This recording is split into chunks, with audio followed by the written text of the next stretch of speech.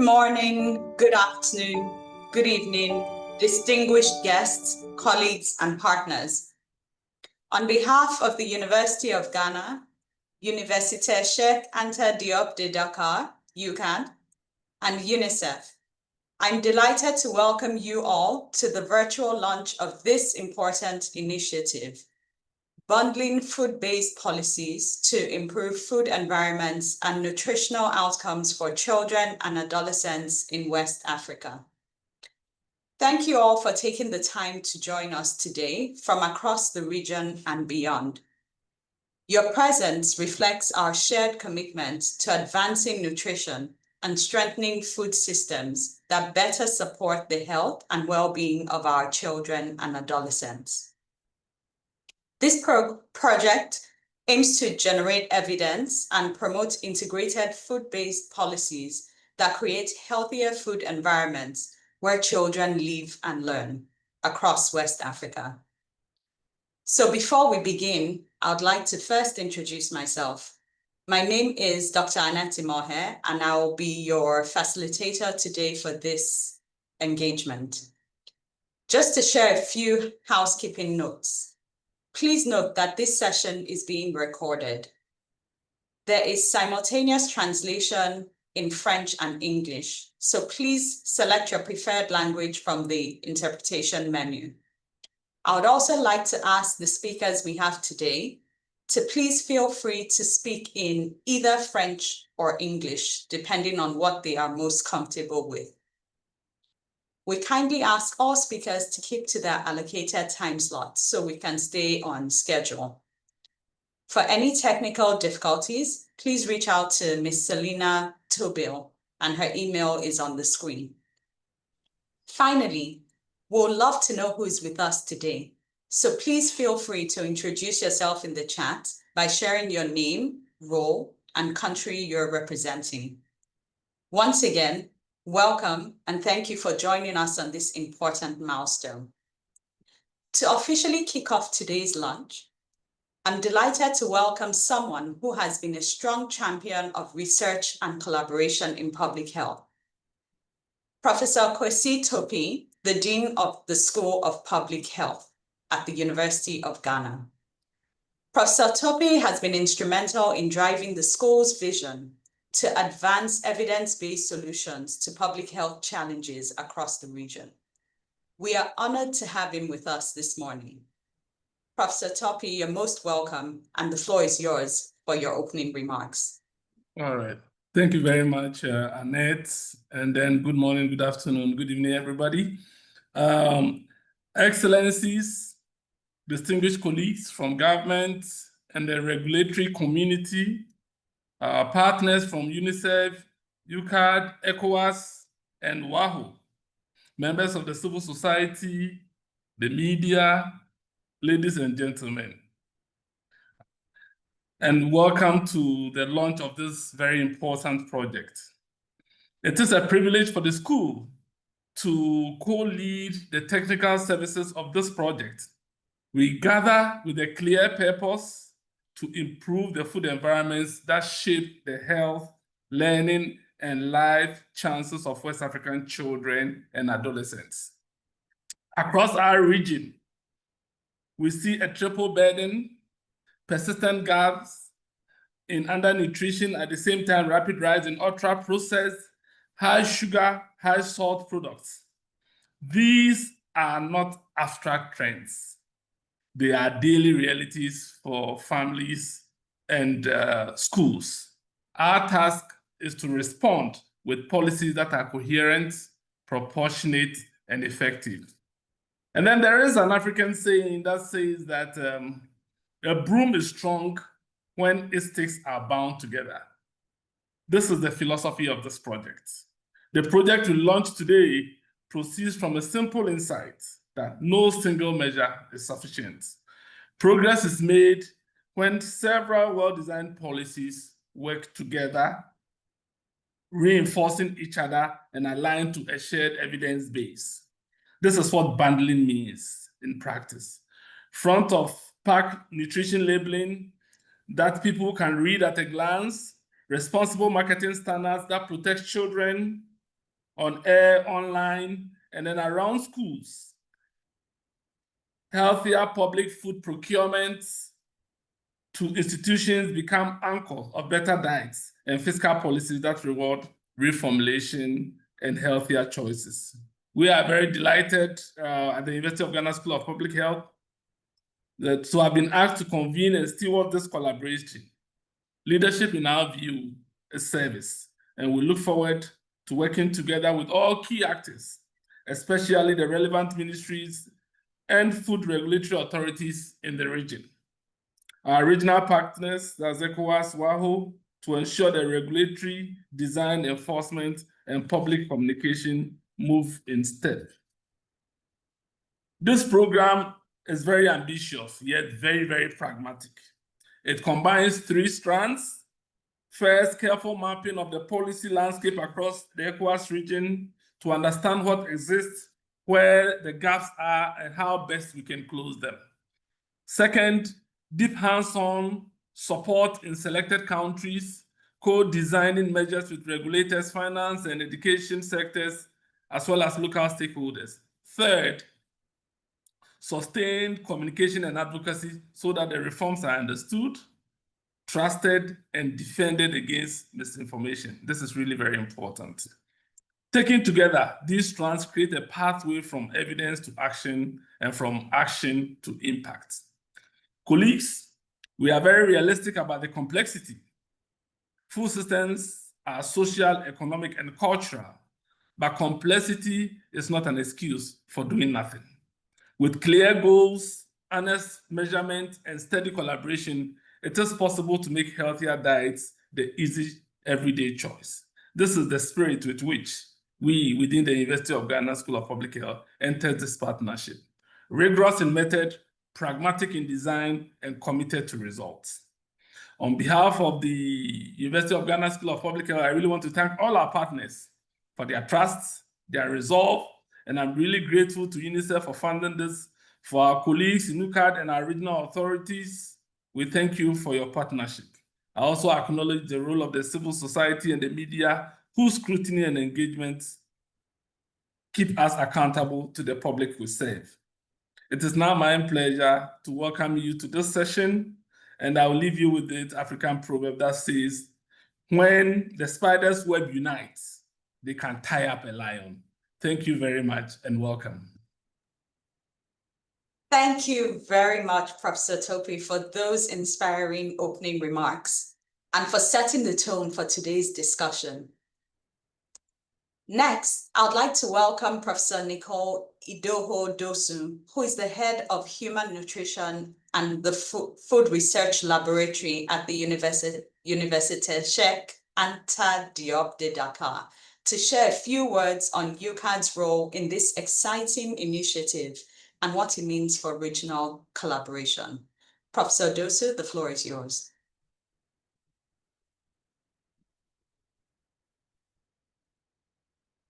Merci, merci, Dr. Annette. Vous m'entendez bien, j'espère. Mesdames et messieurs les représentants de la CEDEAO et de l'OAS, mesdames et messieurs les représentants des institutions nationales, monsieur le représentant régional de l'UNICEF, monsieur le doyen de l'Université du Ghana, Mesdames et Messieurs les représentants du CRDI et de la Fondation Rockefeller, chers collègues, chers partenaires, distingués invités, Mesdames et Messieurs, c'est avec grand plaisir que je prends la parole ce vendredi au nom de l'Université Cheikh Anta Diop de Dakar, partenaire clé de la mise en œuvre du projet consacré au développement des politiques alimentaires en Afrique de l'Ouest. Ce projet est en effet salvateur et ambitieux, dans la mesure où il vise à améliorer les environnements alimentaires et la nutrition des enfants et des adolescents. Vous le savez tous, notre région fait face au défi immense du triple fardeau de la malnutrition, notamment en premier lieu la dénutrition persistante, ensuite les carences en micronutriments affectant la santé, les apprentissages et même la productivité et nos populations, et enfin la progression de l'obésité et les maladies non transmissibles liées à l'alimentation. Il s'agit donc d'un véritable enjeu de santé publique. Ces trois formes de malnutrition découlent des profondes mutations de nos systèmes alimentaires. L'urbanisation rapide, l'industrialisation ainsi que la disponibilité accrue des aliments ultra transformés, autant de transformations qui appellent des réponses politiques ambitieuses fondées sur des preuves scientifiques solides et adaptées à nos contextes locaux. Face à cette réalité, une évidence s'impose. Nous devons agir sur les environnements alimentaires, car c'est dans ces environnements, à savoir l'école, à l'école, au marché, dans nos quartiers, dans nos foyers, que se décident chaque jour les choix alimentaires qui façonnent notre santé. Le projet qui nous réunit a l'ambition d'apporter des réponses pour concrétiser ce enjeu. Mesdames et messieurs, depuis plusieurs années, le laboratoire de recherche en nutrition et alimentation humaine de l'Université Cheikh Anta Diop de Dakar est pleinement engagé dans cette mission à travers diverses initiatives nationales et régionales menées dans le cadre du REPSAO, Réseau de recherche sur les politiques et systèmes alimentaires en Afrique de l'Ouest, mises en place à cet effet.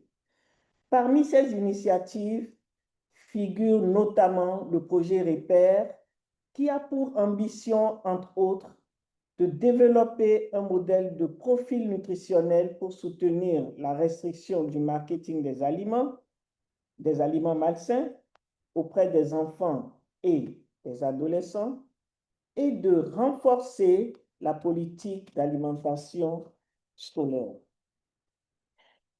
Ces initiatives s'inscrivent entièrement dans le plan stratégique multisectoriel de la nutrition, en parfaite cohérence avec les priorités nationales en matière de santé publique et de bien-être nutritionnel.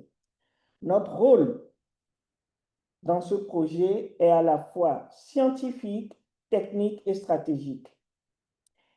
Il consiste à produire des données probantes susceptibles d'orienter l'élaboration des politiques efficaces en matière d'environnement alimentaire, mener un plaidoyer stratégique afin de mobiliser l'adhésion et le soutien des parties prenantes clés, identifier les mécanismes juridiques, économiques et sociaux pertinents pour favoriser une mise en œuvre durable et équitable de cette politique. L'ARNA est donc disposé à apporter toute son expertise au projet avec une ambition claire: mettre la recherche au service direct du bien-être des populations, l'objectif étant de générer des données scientifiques probantes afin d'éclairer nos politiques, de sorte que ces politiques deviennent des leviers puissants de transformation pour le bien-être de nos populations. Mesdames et messieurs, comme le dit Épithète, aucun de nous ne sait ce que nous avons tous ensemble. En conséquence, aucune institution, aussi performante soit-elle, ne peut transformer à elle seule un système aussi complexe que sont les environnements alimentaires. C'est pourquoi ce projet est avant tout une aventure collective, une collaboration entre universités, gouvernements, partenaires techniques, sociétés civiles et organisations régionales et internationales unis par une même vision: améliorer durablement l'alimentation et la santé des enfants et des adolescents en Afrique de l'Ouest. La présente cérémonie de lancement constitue donc une étape importante. Ensemble, nous avons l'opportunité d'agir concrètement sur nos politiques publiques pour que chaque enfant, chaque famille ait accès à une alimentation saine, abordable et culturellement adaptée. Au nom de l'Université Cheikh Anta Diop de Dakar, je réaffirme notre engagement total à mener avec rigueur scientifique, passion et esprit de collaboration au bénéfice de nos États et de la région ouest-africaine. Je voudrais terminer mon propos en remerciant l'Université du Ghana pour la franche collaboration ainsi que l'UNICEF pour sa confiance renouvelée à l'endroit de l'UCAD. Je souhaite donc un plein succès à notre projet commun. Je vous en remercie. Thank you so much, Prof. Dosu, for those thoughtful remarks and for highlighting the drivers of malnutrition in our current context and the importance of strengthening the policy landscape to protect child nutrition. I'm beginning to hear a common theme from our speakers highlighting that united we stand and divided we fall, really emphasizing the importance of all stakeholders coming together for collective action. Just a reminder before we move ahead that you can use the interpretation function at the bottom of the screen by clicking on the icon with 3 dots to access more functions. It is now my pleasure to invite Dr. Simeon Nanama, who is the Regional Advisor on Nutrition at UNICEF in the West and Central African region. He will share a few words on UNICEF's support and vision for this important collaboration. Dr. Nanama, over to you. Thank you, Annette. Dear Professor Kwasi Eldosu, dear colleagues, partners, and participants, let me start with congratulations to the University of Ghana for taking the lead in organizing this important meeting, and to share my sincere recognition to all collaborators who have contributed to making this possible. I would like also to warmly salute the participants who have joined today's discussion. Your presence reflects a shared commitment to protect children's health and nutrition and to shape the food system that serves their best interest. The health and well-being of children determine the economic growth, stability, and quality of life tomorrow. A healthy generation is not only the foundation of a social progress, but also a driver of economic productivity and sustainable development. Yet, all forms of malnutrition remain highly prevalent, and for the first time in history, obesity among school-age children and adolescents has surpassed underweight globally. Since 2000, obesity rate has tripled, with 188 million children now affected, 100 million more than just 2 decades ago. Over 80% of these children live in low and middle-income countries, with the fastest increase in South Asia and West and Central Africa, where the rates have quadrupled. This means that our region, already struggling with high level of stunting, wasting, and micronutrient deficiency, is now facing a rapidly rising burden of overweight and obesity. The paradox is stark. 1 in 3 young children in West and Central Africa still live in severe food poverty, consuming only 2 or fewer of the recommended 5 food groups day in, day out. At the same time, the region is experiencing an unprecedented penetration of ultra-processed food. These products, industrially formulated, energy-dense, high in sugar, starch, salt, and unhealthy fats, and low in nutrients, are now widely available from rural markets to large cities. They are aggressively marketed and engineered to encourage overconsumption. As a result, they are shaping diet and driving the triple burden of malnutrition in our region: undernutrition, micronutrient deficiency, and obesity. This is not a failure of the families, it is a failure of the food systems. Children are growing up in environments where the unhealthy food choice is the easiest choice. They are targeted relentlessly, whether in schools, shops, communities, sport events, or digital spaces, with marketing that undermines the right to healthy and adequate nutrition, privacy, and protection. Digital marketing is especially harmful. It tracks children's behavior online, collects data without consent, and uses algorithms to deliver personalized advertisement for ultra-processed food. Government has tools to change this reality. Evidence shows that comprehensive legal measures, such as food marketing restriction, clear front-of-pack labeling, regulation of school food environment, taxation on unhealthy products, and subsidies for nutritious food can make a real difference. Yet, UNICEF recent global mapping reveals that no country has adopted all 10 key protective measures. In fact, about 90% of countries have 3 or fewer in place. Meanwhile, industry interference remains a major barrier. Over 70% of government officials surveyed in 24 countries reported that pressure from the food and beverage industry was one of the biggest obstacles to stronger regulation. This is why UNICEF, together with the governments, regional economic community, academia, civil society, and UN partners, is launching this initiative of food environment for children.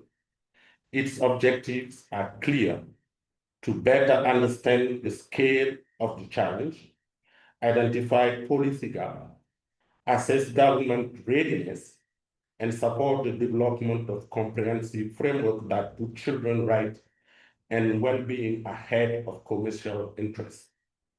This initiative will bring together evidence, context-specific analysis, and multi-sectoral partnership to strengthen national response.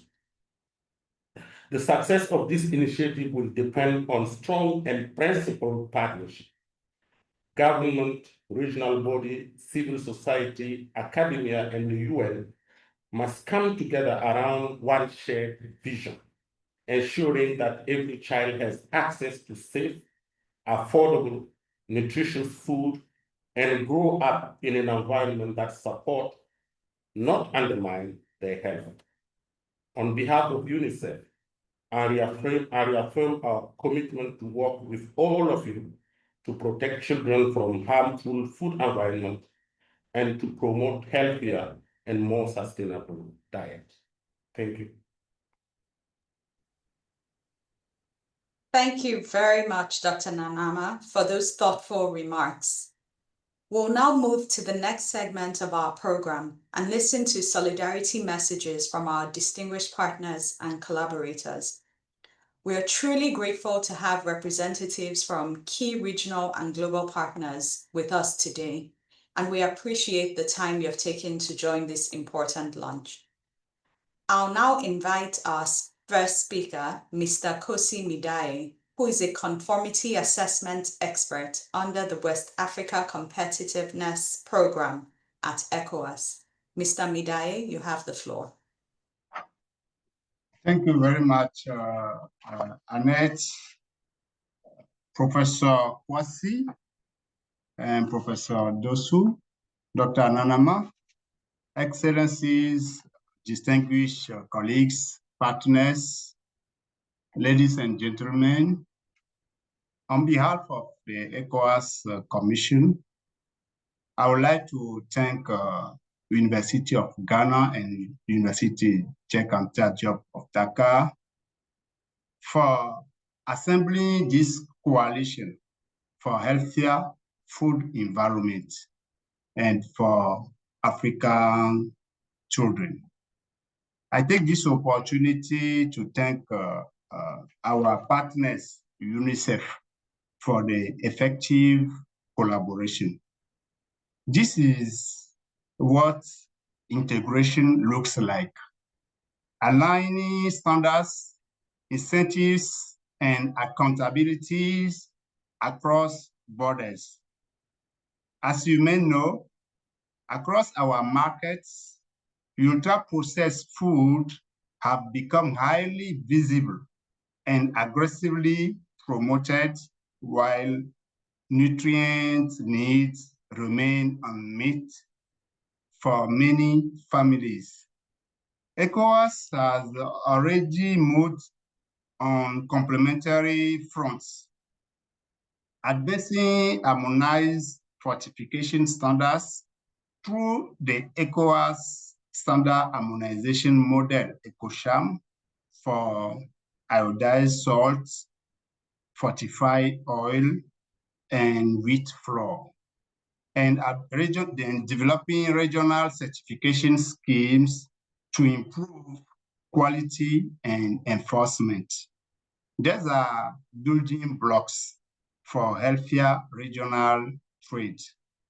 ECOWAS is also supporting work on complementary foods for infants and young children, where region-specific standards and labeling guidance are being shared with partners.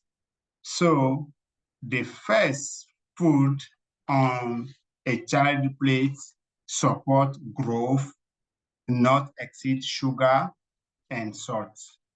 In line with these regional efforts, this new food environment initiative is interesting for ECOWAS to complement the ongoing effort. Distinguished partners and participants, the ECOWAS as a regional economic community plan to focus on regulatory coherence and oversight, working with WAO and member states. Colleagues, what is being proposed is not a single regulation, it is a bundle that seeks to rebalance the food environment. ECOWAS stands ready to use its mandate to convene, harmonize where feasible, and translate evidence into sustainable regional outcomes that protect children from unhealthy food environment and spread of ultra-processed food. To our partners and member states, let us move together to make the ECOWAS region a place for healthy diets. Merci de votre attention and thank you. Thank you so much, Mr. Midaye. Next, we'll hear from Dr. Virgil Lokosun, who is the Acting Director of Healthcare Services at WAHO. Dr. Lokosu, please go ahead. Hello, good day, colleagues. Unfortunately, my internet is playing up and down. I'm very glad to be with you this afternoon. So please allow me to shut down my video in order to maximize my connection here.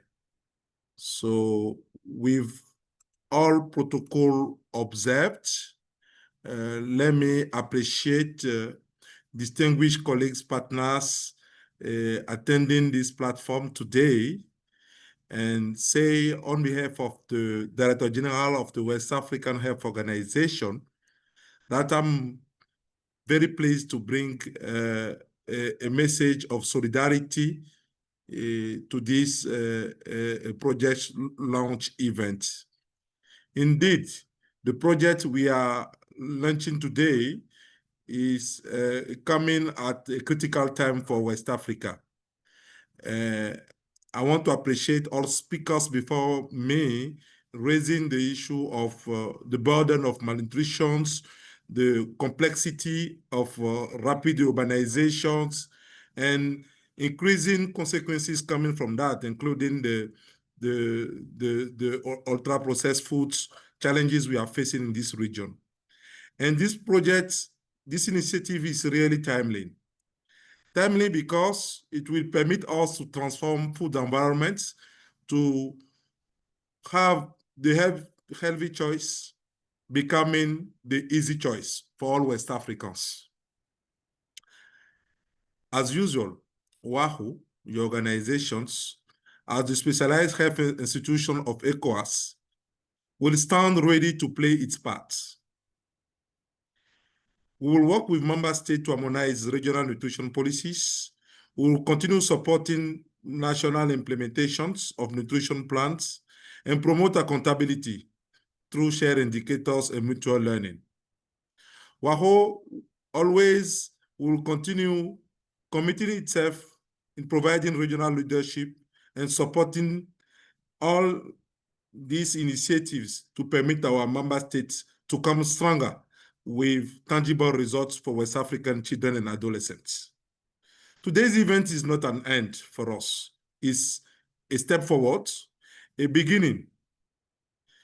And today, together, we will move research to implementations through this initiative, evidence to action, and also we'll work together for a coordinated regional response that protects health and future of young people. I appreciate all partners, University of Ghana, UK, Ministry of Health, UNICEF, regional bodies, IDRC, and other partners. Thank you so much for your leadership. We remain ready to move forward, policy tests to enforcement, and silo country level efforts to a coherent regional front. That is the whole essence of WAHO's role in West Africa. We remain ready to continue providing support to this initiative and appreciate you all. Thank you so much. It has been a pleasure for me to be listening to you and to be attending this meeting today. Thank you. Thank you very much, Dr. Lokosu, for those remarks.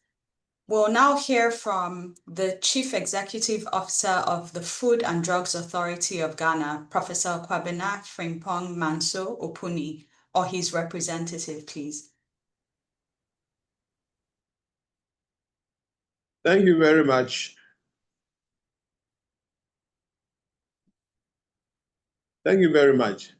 So I am Roderick Dadia Ajay. I'm the Deputy Chief Executive for the Food Division of the Food and Drugs Authority. I do this on behalf of my Chief Executive, Professor Kwabena Frimpong Manso Opuni. Your Excellencies, distinguished colleagues, partners, ladies and gentlemen, I bring you greetings from the Acting Chief Executive, Professor Kwabena Frimpong Manso Opuni, and the staff of Food and Drugs Authority, Ghana. On behalf of the FDA, I thank the University of Ghana, UCAD, UNICEF, and our regional partners for bringing us together around a shared purpose. building healthier food environments for West African children and adolescents. This is what stewardship looks like, turning evidence into standards and standards into everyday protection for our people. Across our markets, ultra-processed and high sugar products are increasingly visible and aggressively promoted, while too many children still miss basic nutrient needs. As the national regulator, the FDA responsibility is clear. Set rules, fair rules, and assure compliance, and keep the public interest at the center.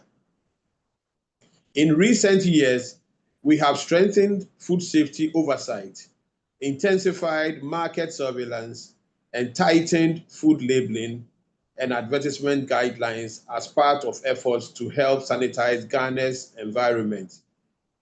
Ladies and gentlemen, it is noteworthy that per the current FDA advertisement guidelines, the promotion and marketing of unhealthy foods by the food service establishments are now also strictly regulated.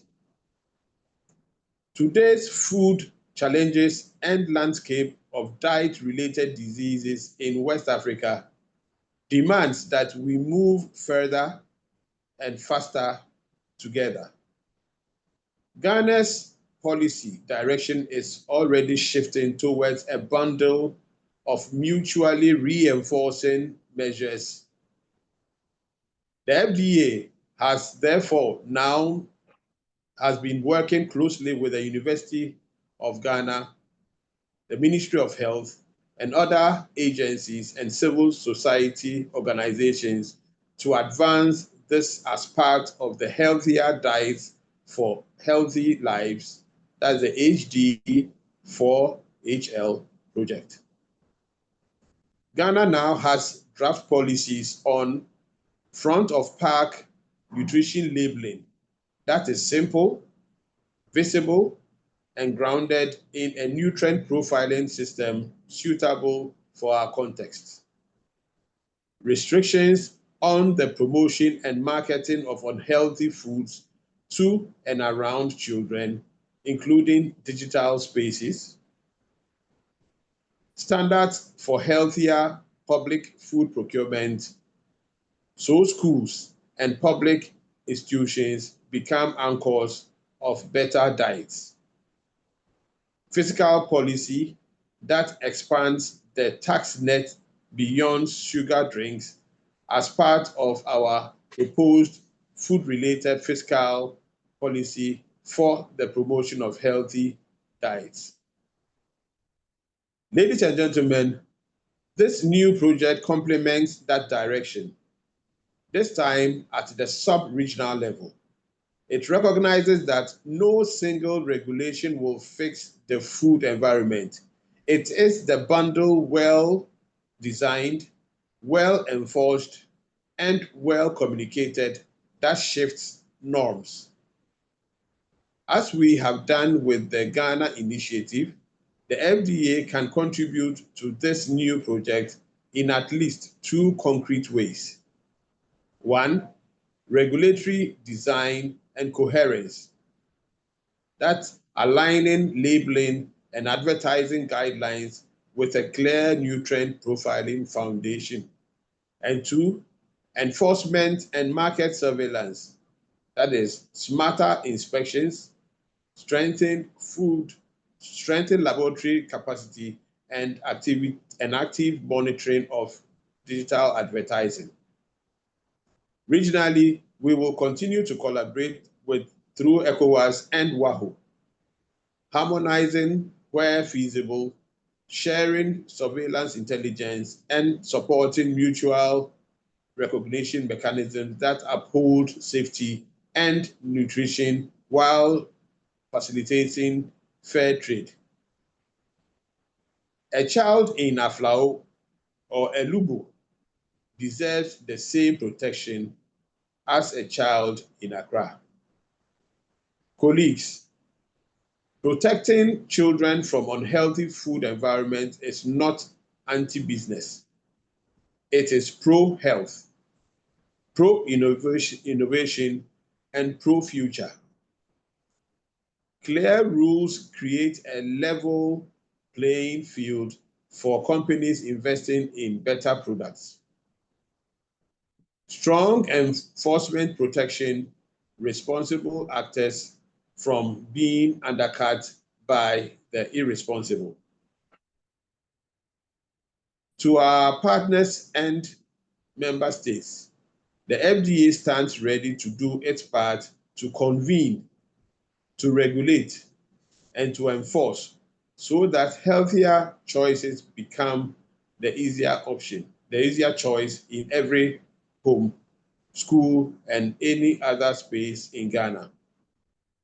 Let us move together, science in one hand, public interest in the other, to make West Africa a place for healthier diets.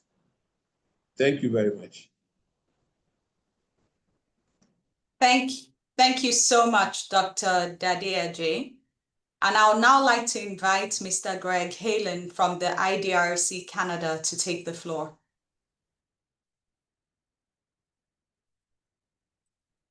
I hope I'm being heard. Hello and bonjour, everyone. Thanks to the previous speakers, especially Kwasi, Nicole, Simeon, for organizing us today and for your leadership. C'est un plaisir de travailler avec vous dans toute la région. It's very encouraging to see the development of these new collaborations across the region, particularly between the University of Cheikh Anta Diop, the University of Ghana, UNICEF, Ecowas, and WAHO. And also, we consider ourselves a partner, IDRC, working with the Rockefeller Foundation. It's been a real privilege to have been working across the sub-Saharan African region, particularly to mobilize resources, to generate evidence, and broker knowledge to drive progress towards food systems improvements, partnering with many organizations across Africa for greater impact through positive change to food systems. We have a partnership in the Catalyzing Change for Healthy Sustainable Food Systems initiative, which has a component particularly focused on driving forward with these double duty policy bundles, these food environment policies, which I truly believe we will not see the food systems that we dream of for our children without these policies and regulations in place. We cannot get to where we want to be with a healthy, sustainable food system until there are structural changes and constraints put on the behaviors of food business. Consumers, and especially children, cannot and will not drive this change alone, not at least in our children's lifetimes. So the policies and regulations we have really have to be part of food systems change. And the idea of the double duty policy bundle is that we can go faster with a bundle than we can go with single policies at any one time. And there are complementarities between these policies. And what do they achieve? They protect our children and all consumers from deceptive messaging on packaging and at every turn of their heads in the streets and in the media and even in their schools. They protect us from markets that are flooded with ultra-processed food and drinks. They protect us from distorted pricing that's well known, that is well below the true cost of the product when you consider its harms to health and the environment. And they protect us and our businesses from practices in an environment where there is currently no competition or constraints on the behaviors of those businesses, particularly that are currently favoring large businesses that profit enormously from ultra-processed food. They also help to address inequalities within communities and the power imbalances between consumers and businesses. Our previous speaker, Roderick, talked about the leveling the playing field, and I really feel like that's what we're trying to do is level the playing field for the local small businesses that do produce healthy and sustainable food, and the large multinational businesses that predominantly are not. So this is a global challenge, and all the more important that we work together, and it's really encouraging again to see the development of these collaborations and coalitions, and particularly from Ghana and Senegal, the leadership there with the University of Cheikh Anta Diop and CRES and the University of Ghana, the leadership has been impressive in developing networks across the region, in generating evidence, and nurturing a coordinated sort of cross-government process of considering, prioritizing, and developing policies and commitments to change. So it's great now also to see UNICEF playing a stronger role. They bring the message on protecting children and promoting the international evidence and lessons from across the world, and bring extra legitimacy to our proposals. Ecowas and WAHO particularly have a role in helping harmonize the policies across the region, and brokering relations across the region, particularly between governments, and seeding the idea of the policy bundles with leaders in government, and I would say particularly with economy and finance and the heads of state. So thank you, everyone. It's great to be with you. And I certainly can assure you that IDRC will continue to support this work across the region. Thank you. Thank you so much, Mr. Hallen. And finally, we'll hear from Mr. Piman Milani from the Rockefeller Foundation or his representatives, who will share a few reflections with us.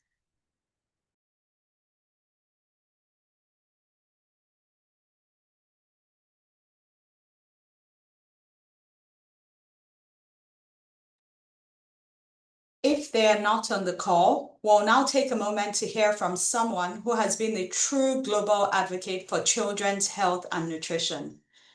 Paul Gasol, UNICEF's global champion for nutrition and former professional basketball player. Through his work with UNICEF and the Gasol Foundation, Paul has been a passionate voice for improving food environments and promoting healthy habits among children and adolescents around the world. Let's listen to his message. Distinguished guests, thank you all for allowing me to be a part of this important conversation today. As a professional athlete, I learned early that having a healthy lifestyle regarding nutrition, physical activity, sleep, and emotional well-being was essential for performing at my best. As a father, president of the Gasol Foundation, and UNICEF Global Champion for Nutrition and Zero Childhood Obesity, I now see how healthy habits are even more critical for a child to grow, learn, and thrive. And in terms of nutrition, I see how today's food environments are depriving millions of children of that same opportunity. Today, nearly 380 million children worldwide are affected by overweight or obesity. This is not the result of individual choices or parenting decisions. It reflects food systems and environments that are pushing unhealthy options on our children through aggressive marketing, misleading packaging, and easy access to ultra-processed foods high in sugar, salt, and unhealthy fats. Like any parent, I want to protect my children and give them the best start in life. But this shouldn't be a battle that parents fight alone. As policymakers, you have the power and the responsibility to change this reality. We've seen how strong government policies can transform food environments and protect children's health. Countries like Chile and Mexico have shown that implementing comprehensive policies, from clear front-of-the-pack warning labels to restrictions on junk food marketing to children, can effectively reduce consumption of unhealthy products and encourage healthier choices. Every child deserves to grow up in an environment that supports, rather than undermines, their health and well-being. We cannot let commercial interests override children's rights to health and nutrition. The cost of inaction is too high, both in human and economic terms.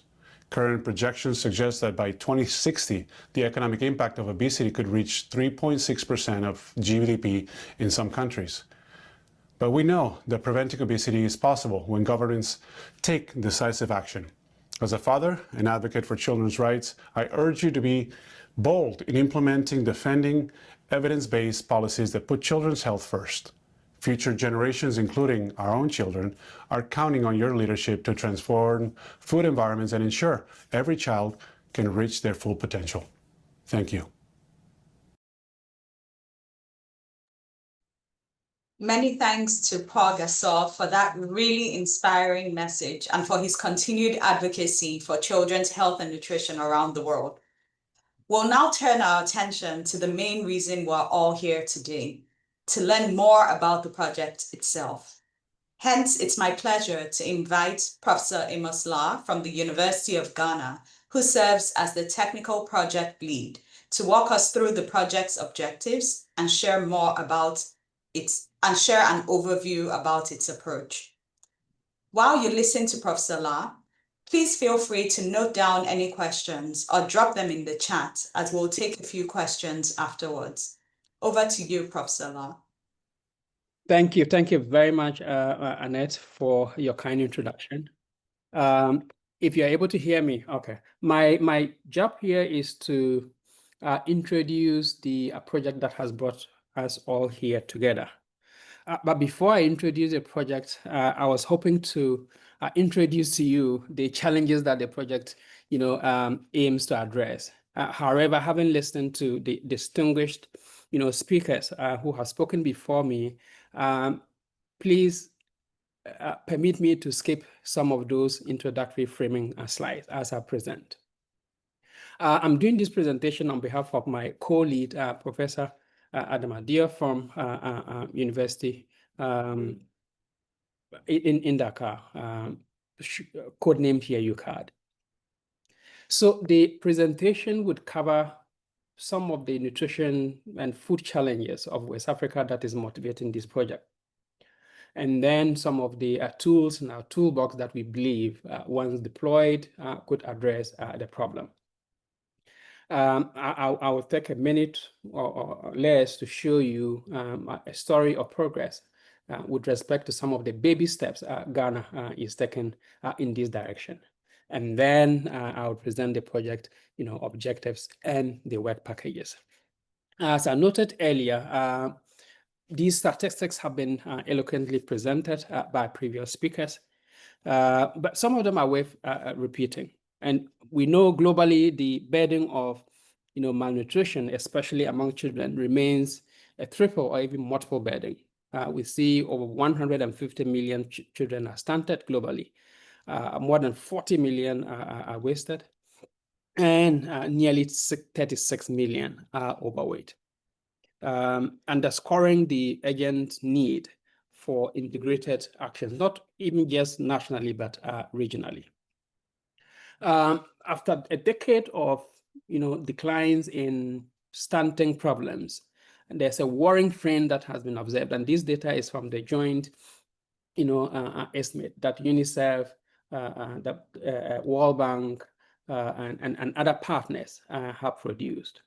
UNICEF, WHO, and then World Bank have produced. And so we see now a slight increase in the trend of stunting, which for over a decade now had been reducing. And this is very worrying. With respect to West Africa, and this map here, again, from those joint estimate, shows how West Africa is doing with respect to prevalence of stunting. Compared to other subregions, we see 30% of West African children are still stunted. With respect to overweight, although relatively low, about 2.2%, this figure is of children under 5, so 0 to 5 years old. When you introduce other children, including adolescents, the picture is totally different. And indeed, when you add adults, especially women, the picture is even scarier. And so I have just picked one, which is an example here from the data that Ghana has been generating over the past 30 years. This is data from the Demographic and Health Survey. And you can see when you combine prevalence of overweight and prevalence of obesity among Ghanaian women, you see that jet-like trend here. It skyrocketed from about 10% in 1993. The last time we did this in Ghana was in 2022. The report was published in 2024. And you see 1 in every 2 Ghanaian women are either overweight or obese. As to the reasons behind these numbers, I think we do know of the many determinants, some of which are mutually reinforcing. One of the key is the fact that we are consuming too much of what we shouldn't be consuming and too little of what we should be eating. And if you look at the 2025 survey report, it did indicate that in Africa, 1 billion Africans, that is nearly 67% of the continent population, are unable to afford a healthy diet. So these are some of the contributory factors or determinant. Indeed, work that we have done in Ghana showed that as you go to where food is stocked and sold and bought and therefore consumed, most of the food that are stocked and sold, especially in modern retail outlets, supermarkets, are unhealthy. After meticulously assessing what was being stocked and sold in a supermarket in Accra, we concluded that for every 1 meter squared of shelf area dedicated to what we consider healthy food, we would have 6 meters squared of shelf area dedicated to unhealthy food. We went to schools, and after visiting over 200 schools in the Greater Accra region and documenting nearly 6,000 adverts that were either within schools or in close proximity to the school buildings, we found out that most of the adverts were unhealthy. And so a red triangle here represents an advert of food, but an advert of food that is unhealthy. A green triangle is an advert of food that is healthy. And then the black triangles represent the schools that we visited. And you can see for yourselves, not only the red triangle, which are adverts of unhealthy food, swallowing up the green triangles, they are also in close proximity, to our kids. If you go to our market, as I noted, you would also observe for yourself, not even just attempting to decipher or interpret the technical statistics from researchers. You observe and you see them. We see a transition, a dietary transition, with increased demand for imported unhealthy food, ultra-processed food. And sugar-sweetened beverages, some of us have argued for years, if not addressed, will become the next tobacco. Indeed, it's as a result of this transition that Indomie, an Indonesian noodle, and most of us in West Africa are aware, is now claiming to be the king of all food. And this needs to be stopped. Indeed, if you look at data from West Africa's giant, Nigeria, you would notice that between 2010 and 2025, Nigeria's total ultra-processed food market sales, doubled from about 3 to 6 billion kilograms. These are not just stocked and advertised or in shops, they are bought and they are consumed, and we know the implications. You get to Ghana and you look at the per capita consumption of soft and hot drinks. And in 2021, you would see here about 50 kilograms per capita consumption of soft and hot drinks. As I indicated, these are available, they are accessible, most of them economically, they are bought and they are being consumed. And the data that we have, you can see an ecological relationship here. You look at the timelines I presented earlier with regard to the increasing availability of this food, but you also see here an increase in obesity, especially among children and adolescents in West Africa, from Cape Verde to Ghana, to Nigeria, to Senegal. The picture is very similar. But there are tools, and many tools in our toolbox that can be used to address this problem. From the WHO best buys and to UN food system priority policies. And the good news is that almost all the UN actors are behind this and are promoting this, and they want countries to develop policies around them and implement them. So a portfolio of actions can be taken, policy actions, policies to restrict marketing of food to children, especially if the food is unhealthy, nutrition labeling policies, public food procurement and service policies, food taxes, but also subsidies, as well as food safety, and a cross-cutting team of trade policies. The policies around trade have a direct impact on our nutritional health and therefore our overall health. We have argued in Ghana that this applies to Ghanaian government, but therefore any other government anywhere in the world, that if governments implement comprehensive policy measures, policies that inform and empower food environment actors, policies that guide and influence them, policies that incentivize the production, sale, and consumption of healthier food, we, the food environment actors, would either make immediate decisions or strategic decisions that eventually would lead to reduced availability, reduced accessibility, and consumption of this unhealthy food. We have argued, and we presented this to the Ghanaian government. Thankfully, the Ghanaian government listened. And right now, we have supported the Ghanaian government to develop several policies, beginning from our Excise Duty Amendment Act, which imposed 20% tax on sugar-sweetened beverages. Beyond that, we have our Ghana food-based dietary guideline that is providing guidance to Ghanaians as to what is it they should be consuming. The FDA, Ministry of Health, and others have led in the development of the trans fatty acid elimination strategy.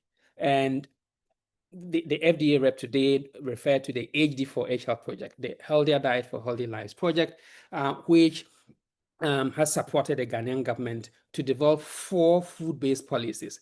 And the implementation of those 4 policies are going to be underpinned by a nutrient profiling model that the FDA led with support from University of Ghana and other actors in Ghana to develop. And so the project that has brought us here today drives motivation from the HD4H project and other related projects around the world. Its objective is, the current project, we have codenamed it the Ecowas Food Policies Project. Its objective is to design and implement a multi-component intervention that would help in improving food environment and nutritional outcomes for children and adolescents in West Africa. There are a number of specific objectives. I have profiled some of them here. One, we want to generate evidence, curate same, and avail the evidence to multiple actors, civil society, government, even colleagues in academia. We want to use advocacy to create a favorable environment in West Africa so that key stakeholders, as we have here, the FDA, WAHO, Ecowas, would have a buy-in in the development and implementation of these policies in the region. The third objective is to identify a viable, legal pathway through which these policies can either be, adapted, adopted, or, amended for implementation in the region. And so these are the objectives of the project. It is envisioned at this stage to run for 5 years and is organized into 3 work packages. Work package 1, which has just started, is focusing on, conducting action research, doing landscape analysis, but also contextual policy analysis. And these would respond to a number of the project objectives, this work package. The second work package would focus on the development and implementation of a bundle of policies. At the moment, countries have specific needs and specific challenges we do not know yet, but the initial analysis that we are doing and the engagement that we would have would help us to understand which countries need which policies and how they can be bundled. There's going to be, sufficient and meaningful engagement through a co-development process so that the policies, of course, when development will be led by government actors and will provide support. The third work package would be led by civil society organizations, and you'd hear from some of them today, would seek to mobilize and sensitize the West African public about the need for these policies, and they would use advocacy and scholar activism to achieve stakeholder buy-in, as I noted, and then uptake of these policies. Phase 1, as I noted, just started, which is work package 1, and if you would indulge me a minute or two more, I would just run through some of the activities that the eminent experts, most of them are here today and are profiled in the launch brochure, are contributing to the project. So one, we have developed some of the project implementation guidelines and guiding principles. A team is leading stakeholder mapping. And indeed, those of you who are here may be contacted soon to provide input to this work, where the key actors in West Africa's food environment will be contacted for us to better understand who they are, what they do, and what we should be doing as part of this project. There's a review process. I think one of these is already done and will be featured in UNICEF's, State of the World Children's Report this year. That is looking at review by secondary data analysis, identifying trends in the sale and consumption of ultra-processed foods, sugar-sweetened beverages, and other unhealthy food in the region, and therefore their impact on children and adolescents. We have a team looking at identifying potentially relevant nutrient profiling models that can underpin the implementation of the policies that the West African countries would be developing. We have another group doing, an analysis of which policies currently exist. Some of the policies we seek to, support government development may already exist, and so that analysis is going to be done. And so a kind of gap analysis. And then we have a team that is looking at contextual factor, narrative review. And this would look at some potential mitigating contextual factors that need to be taken into account when policies like these are being designed, are being developed, are being implemented, and are being, evaluated. We have a group, and there are so many people supporting this work, looking at policy coherence analysis. We have, I think, 3 lawyers right now. A 4th lawyer would be identified soon, and they are already contributing to legal feasibility analysis. That which this project seeks to do. Are they legally defensible at the country level, but also at the regional level? We have some doing economic modeling, and then last but not least, how ready are countries in West Africa to develop and implement these policies? A team is leading that analysis. So I would stop here. This is phase 1. Phase 2 would be the actual work, and this is going to be led by, countries following our initial assessment. Countries that are deemed to be ready and are willing to take this will provide support to them to then do the development of the policies and implementation. Of course, policies are developed by national government. National government will lead the development. Academics, civil society, and UN and other aspects will provide support to them. And then I've already talked about work package 3, which is the sensitization, and the civil society you would hear from them now are going to be busy engaging, sensitizing, and advocating. And so we're talking about banding policies. What you see here was developed since 2013 by a group named as Informers. And they provided an option to countries, to develop policies. What you see here on top in green are food environment policies. But they've also noted that in addition to those policies, you need an enabling environment, referred to here as the infrastructure support, for these policies to be able to be implemented effectively and therefore impacting food environment. And so the current project, as I noted earlier, drives motivation from this. The HD4HL did drive motivation from this particular initiative. And so overall, what we want to do is have this project create the food environment that we want in West Africa. The project would aim to rid West Africa of food deserts, of food swamps, of food mirages. And what we want, our dream, is to have food oases and food heavens in West Africa. Thank you very much. And as noted earlier, the catalytic support, funding support for this project is provided by UNICEF. And I thank you all very much for listening. Over to you, Annette. Thank you so much, Professor La, for sharing the vision for this very impactful initiative. Dear participants, please feel free to put in any questions you may have in the chat, and Professor La is on hand to answer them. But while we wait for your questions to come in, we'd really love to capture this special moment. So please, I would like to ask everyone to turn on your cameras so we can take a virtual group photograph.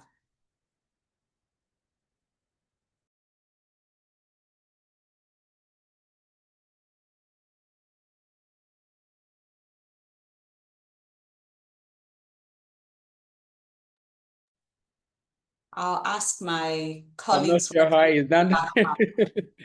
to please let us know when they've been able to capture everyone. Big smiles, everyone.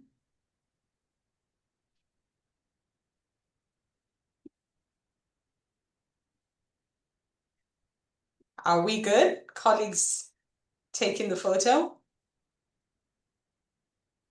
Just a second.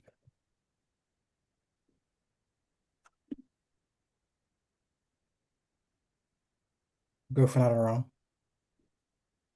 We're good? Second.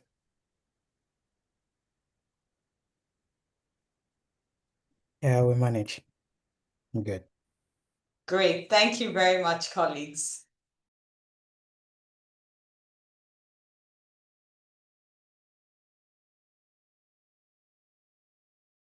I do not see any questions in the chat right now. So maybe we can move ahead. There are a couple of questions. Please go ahead with the question because I can't see any in the chat. So please go ahead. The question is not from me. I can see there's one question from Diane Josinus who wants to know whether the presentations can be shared. And then there is a second one from De Yaga who says, thank you for the presentation and congratulations for these timely initiatives. How will this project, how will it fit into the collaboration with ongoing country initiatives, projects with the same scope and objectives?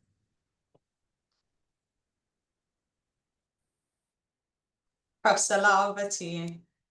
Okay, yeah, forgive my ignorance. I'm not familiar with the initiative, but however, as I noted, the design of the project and its implementation would have to recognize that which countries need.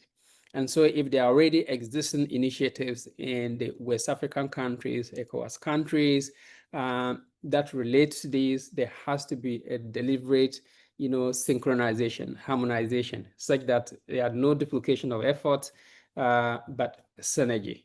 So I'm responding to the question from a theoretical perspective because I'm not familiar with the initiative, but I do think it is an important initiative, and if it relates to this, there has to be, a deliberate effort to work together.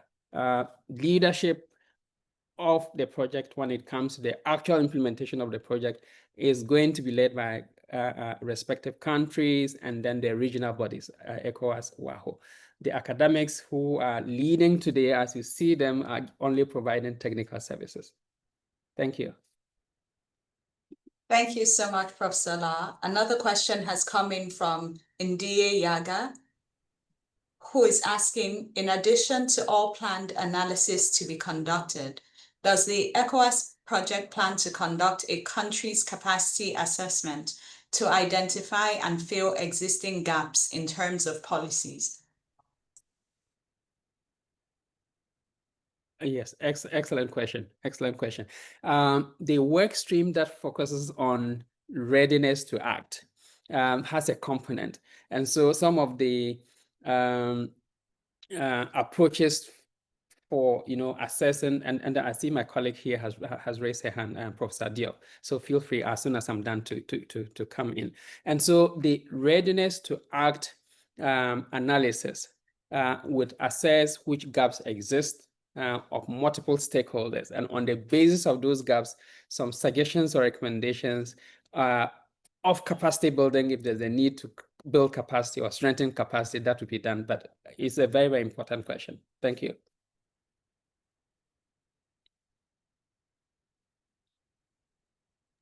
Professor Diop, do you want to add to? Yes, merci beaucoup. Voilà, je voulais juste dire qu'on ne va pas partir de rien, on va partir de l'existence, puisque dans beaucoup de pays actuellement, il y a eu des initiatives antérieures qui ont permis quand même d'évaluer les politiques publiques en matière d'environnement alimentaire. Et tout ça va venir alimenter ce qu'on va faire. Quand on parle de vraiment d'évaluer, de voir un peu les lacunes en termes de politique, c'est sûr qu'on va s'appuyer sur l'existant, ce qui existe en termes d'évidence scientifique qui a été générée dans les différents pays, mais aussi compléter cette analyse pour vraiment combler les gaps et aller vers l'élaboration de politiques publiques cohérentes et standardisées au niveau de l'Afrique de l'Ouest. Voilà, c'est ça que je voulais ajouter comme commentaire par rapport à la question de Yaga surtout. À vous, merci. Thank you so much, Professor Diop. We have another question from Agnes, who is asking, thank you very much for the excellent presentation and congratulations on the launch. Could you please share more on the scope or strategies, not only for restricting unhealthy, nutrient-poor foods, but also for ensuring that children and adolescents are able to access and afford nutritious, healthy foods? Hi, Agnes. Good to see you. It's been a while. It is an important question, and thank you for asking that question because my presentation was deficient with respect to this important component of the project. You know, at a point, we referred to the interventions being double duty. And the double duty philosophy of the project is, you know, to address malnutrition in all its forms, but also the approaches to make it possible for not only restricting unhealthy food, but making healthier options available and accessible. Indeed, just 2 days ago, or was it yesterday? I was in a webinar organized by Asia and African relations supported by IDRC. And one of the presenters noted that sometimes it isn't that people do not know that the things that they consume are not healthy. They know they are not healthy, but they are cheap. And the healthier ones are expensive, and there's nothing they can do. So they end up consuming those unhealthy yet cheap, you know, options. So what we are proposing as part of this project, and we hope country government can take them up, is to ensure all the policies are double duty. And it's very possible for them to do that. So one, if you take restriction of marketing of unhealthy food, we know it works. But we also want country government to implement something like counter marketing, identify healthier food options, especially local or traditional food that are deemed to be healthy, for them to be promoted. And promotion can be in different forms, including use of our food-based guidelines. So that's marketing. When you go to labeling, we know front of pack warning labels work, but we also, which focuses on restricting or limiting the unhealthy option. But we also want to be able to identify food that are healthier, and then they can have, for example, a positive logo. This sometimes is debatable, but we have argued, especially the approach that we are hoping to apply in Ghana, that once the warning label has identified those that need to be restricted, none of them would then be eligible to carry a positive label. And therefore, that problem of or issue of manipulation would be reduced. So that's warning, but also positive logo. If you take public food procurement and service policies, you can find a way of ensuring that your procurement practices the procurement practices, you know, reduce procurement of unhealthier food options and then prioritize procurement of healthier food options. And last but not least, in Ghana, we do have our Excise Duty Amendment Act that is imposing 20%, you know, tax on sugar-sweetened beverages. The new food-related fiscal policy for the promotion of healthy diet that we have submitted to government. Government is, you know, reviewing them and will sign them off soon, hopefully.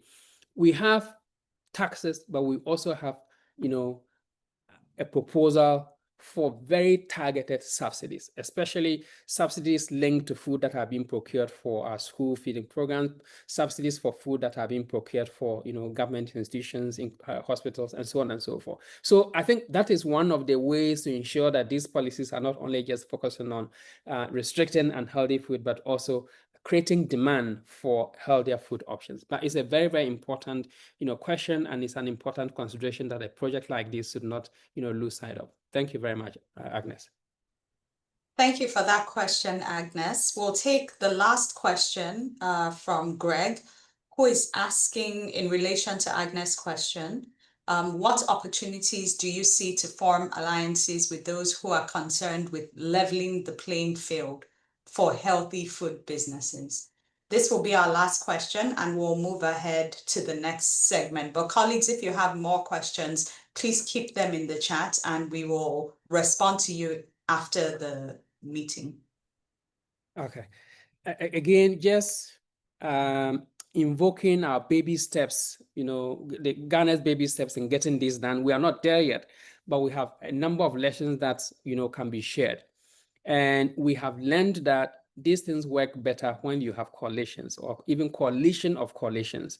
And so for us today, given who is around the table, already we are creating the platform for such collaborations. We do have academia, we have government, we have UN, we have Ideas Rockefeller Foundation and other funders who are here, but we also have regional regional partners. Agnes is here. There are some from Southern Africa. We have West Africa, and so it's a platform that we really believe should be nurtured and then strengthened for that support to be leveraged. It doesn't matter where the support is coming from, whether from South Africa, East Africa, or West Africa.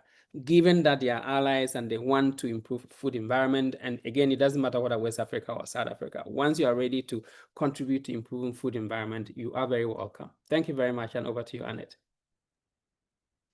Thank you so much, Prof. Zala.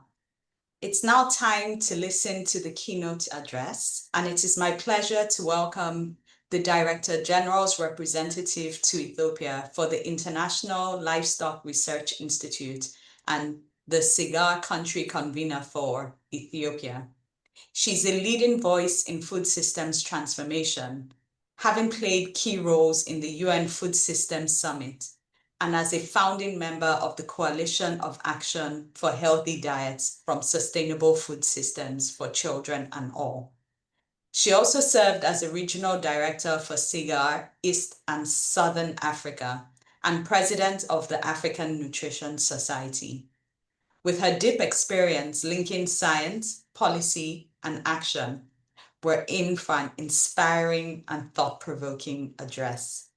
Please join me in warmly welcoming none other than Dr. Namokolo Kobe. Over to you, Dr. Kobe. Thank you very much. First, let me test if you can hear me. Okay, thank you very much. The thing is, excellencies, distinguished colleagues, partners, ladies and gentlemen, all protocols observed.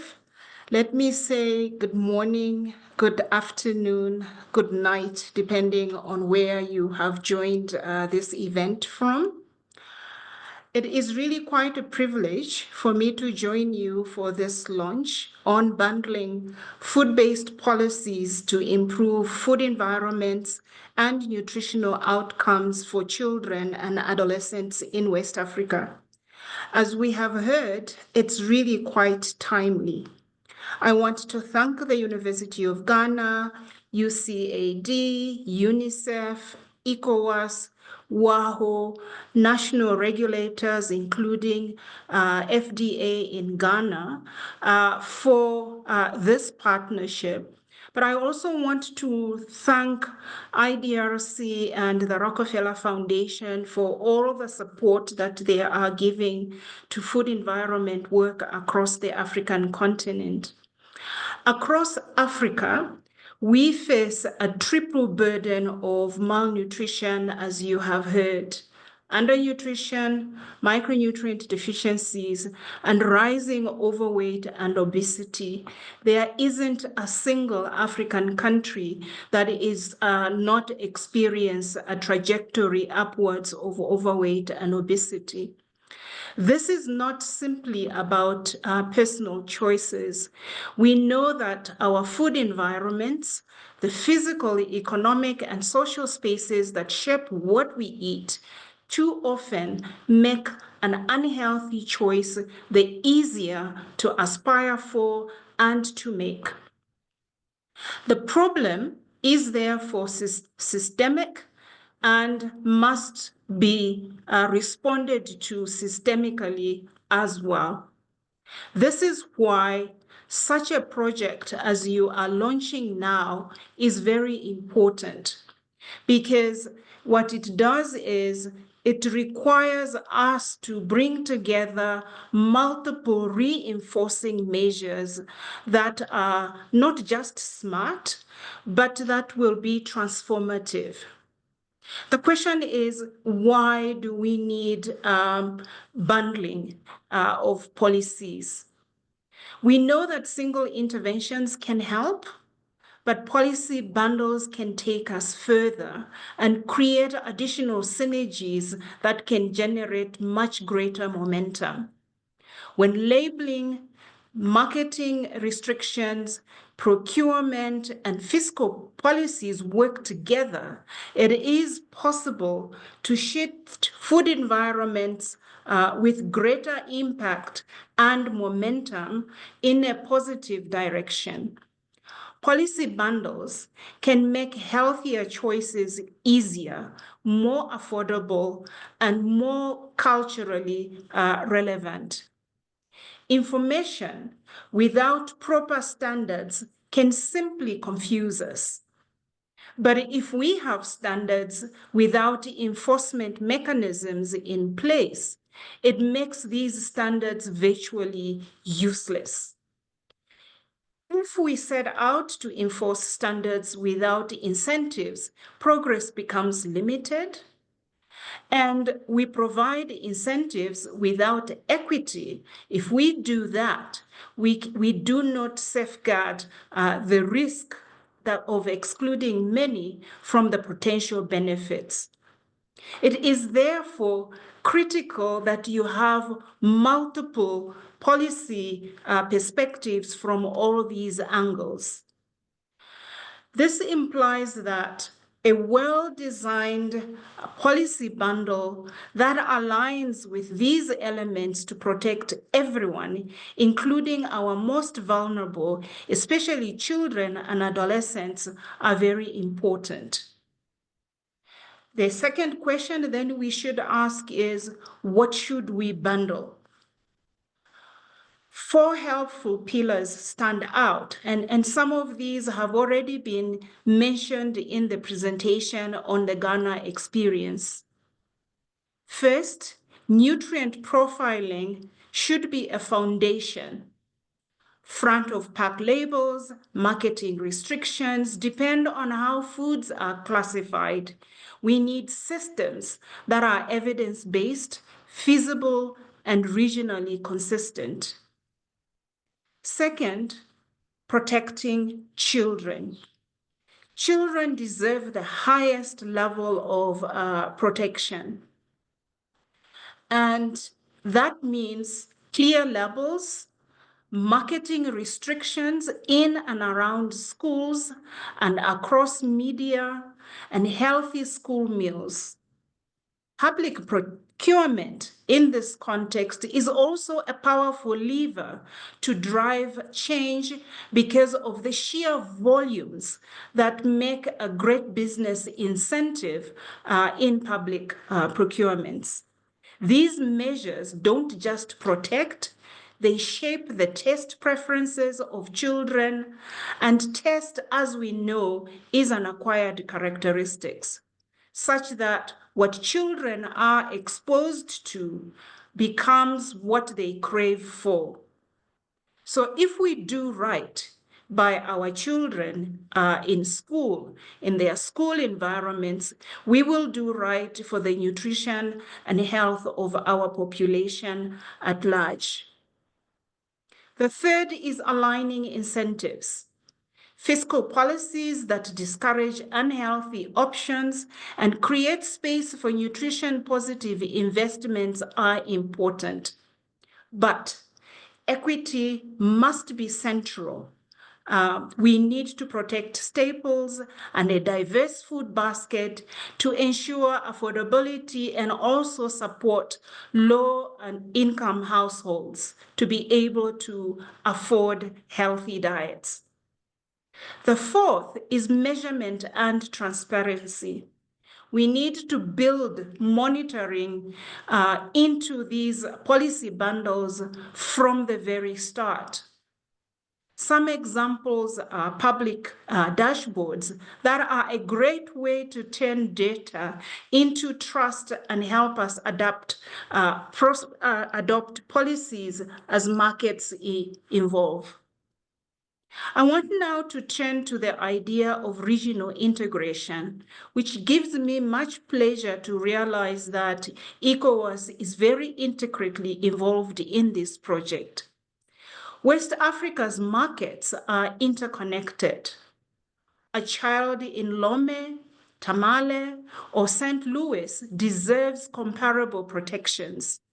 So bundled policy development supported by Ecowas and WAHO allow us to harmonize standards and share enforcement intelligence and facilitate fair trade while preventing regulatory loopholes across countries, because we know that our food does cross borders.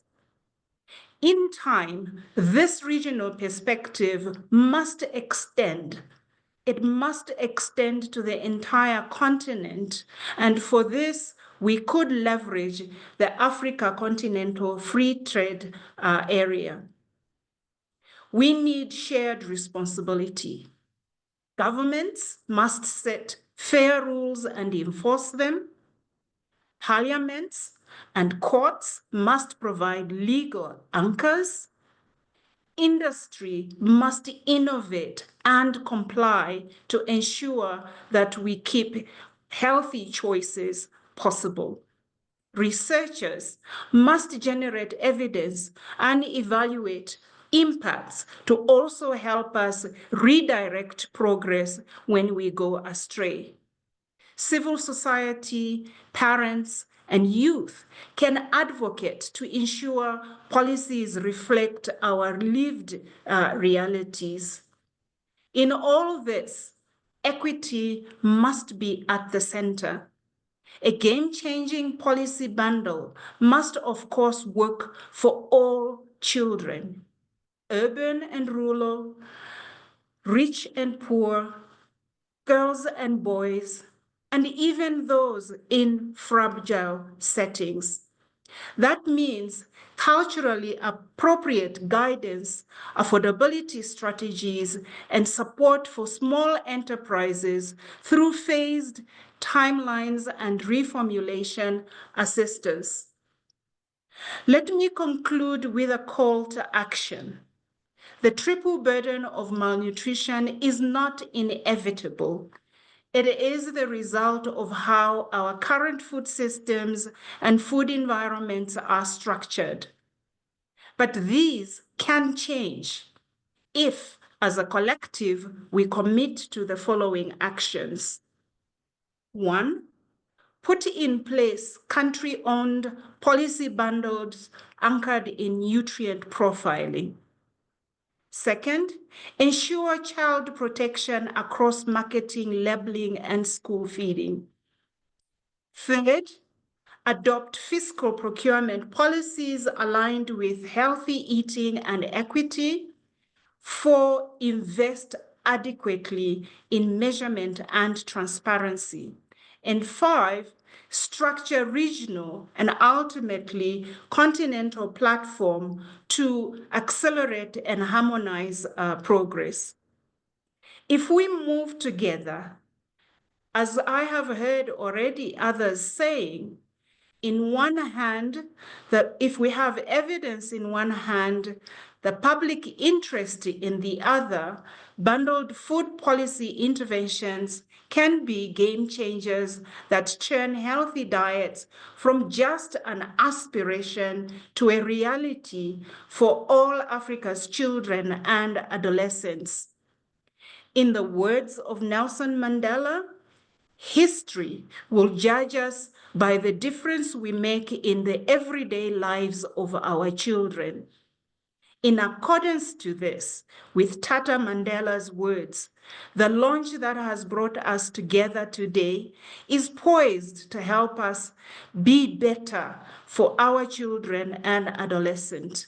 And I want to thank all the partners that are involved in this on behalf of the children and the population of Africa. Thank you. Please join me in putting your virtual hands together for Dr. Kovic. Dr. Kovic, thank you very much for clearly outlining the roadmap for positive change for nutrition. All the discussions about partnerships and policies we've spoken about today have one ultimate goal: to protect and improve the food environment, particularly for those who need it the most, our children. To remind us of this purpose, let's hear firsthand from the children of Africa.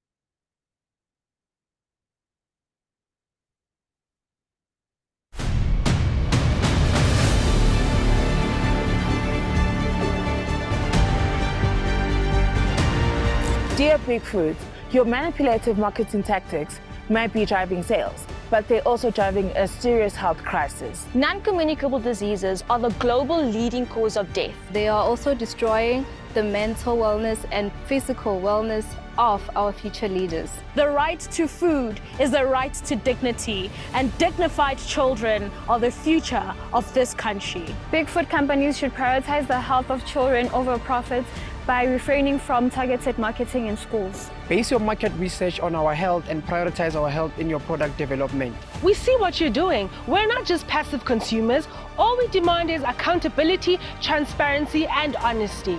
Fix My Food is a movement that must be felt by everyone. We deserve better. Enough is enough!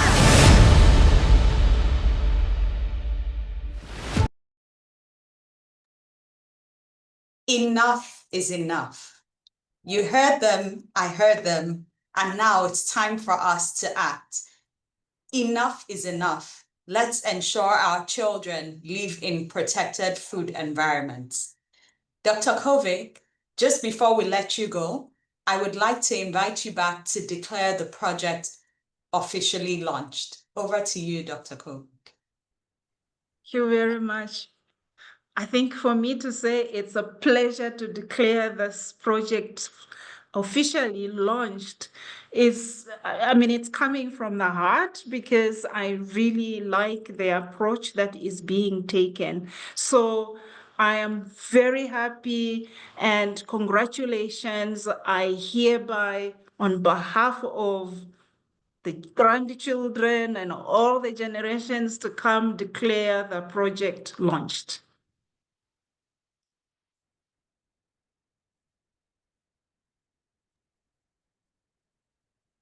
Thank you so much, Dr. Kovic. Thank you. Please keep the reactions coming, as this is the highlight of our day today, the official launch of the project on bundling policies for the food environments for children. We're now moving well into the program of today, and we'll now have an expert panel who will have discussions on aligning policy with regional needs. It's my pleasure to hand you over to Ms. Annabelle Jennings from the University of Ghana, who will be moderating this important session. Ms. Jennings, over to you. Thank you so much, Dr. Imohe, for the kind introduction. It's been very insightful so far. And from all the presentations we've had today and from the messages from our partners, it's clear that what is available around us profoundly shapes what we eat. And that's why we need policies, and not just policies, but then bundling the policies as well to make maximum impact. And so we are joined here by 5 distinguished panelists. We have policy experts, we have academics, and then we also have advocates. Joining us from South Africa, we have Ms. Zandile Kubela, who is Assistant Director, National Department of Health, the Ministry of Health in South Africa. We also have Mr. Joseph Kazimbe, who is the Youth Advocate, Fix My Food Movement, also based in South Africa. And from Nigeria, we have Mr. Abayomi Sarume, who works with the Corporate Accountability and Public Participation Africa, known as CAPA, Nigeria. And then from Ghana, we have Mr. Labram Musa, who is the National Coordinator for the Ghana Non-Communicable Diseases Alliance. And then finally, we have Mr. Raymond Tinashe Chikumba, who works with the Southern African Development Community, and he is the Senior Nutrition Specialist and Social and Human Development, who works with the Nutrition Development Unit. And so in this discussion, we are going to be exploring what's working in their context, in their countries, what they have achieved so far, what have been their challenges, and what are the opportunities that can be leveraged on for a stronger coordinated action. And so to move right into it, so before we move into it, I would like our panelists to kindly turn on their videos if they can, and then we will get started. And just to say that participants or audience can freely ask their questions in the chat box, and then at the appropriate time, we will read them out to our panel to address all of them. And so I'd like to start with Ms. Zandile Kubela. Could you say hello so I know that you are here with me?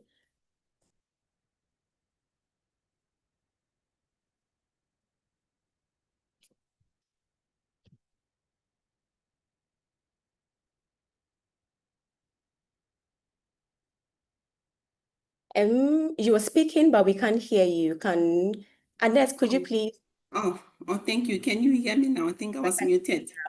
I can hear you now. Can we also get Mr. Joseph Kazimbe also saying hello? Then Mr. Labram. Good day, everybody. Can you hear me? Yes, we can hear you too. Mr. Abayomi Saromi. And then Mr. Good afternoon. Good afternoon. Good to have all of you here. I see this conversation being very interesting and very educative as well. So we'll start with Ms. Zandile. We are aware that South Africa has made great strides in the space of food and nutrition, particularly developing policies to address the issues that we have in our food environment. So could you please highlight a few of your achievements and then speak to some of the challenges that you may have encountered in getting to where you are today? Thank you very much once again. I just want to correct my name. I am Zandile Kubeka. Zandile Kubeka. Thank you so much. I don't know if it's proper for me to switch off my video when I'm talking. I was kicked out earlier on because of my unstable connection. I'll try and switch it on and off if that is permissible. If that works for you, you can do that, yeah. Oh, thank you. Just to start off with, in terms of some of our key achievements, really to acknowledge this invitation, we think it's a great honor for us to come and really share some of the achievements in South Africa in terms of how we have been able to improve children's food environment, to promote and protect healthy diets.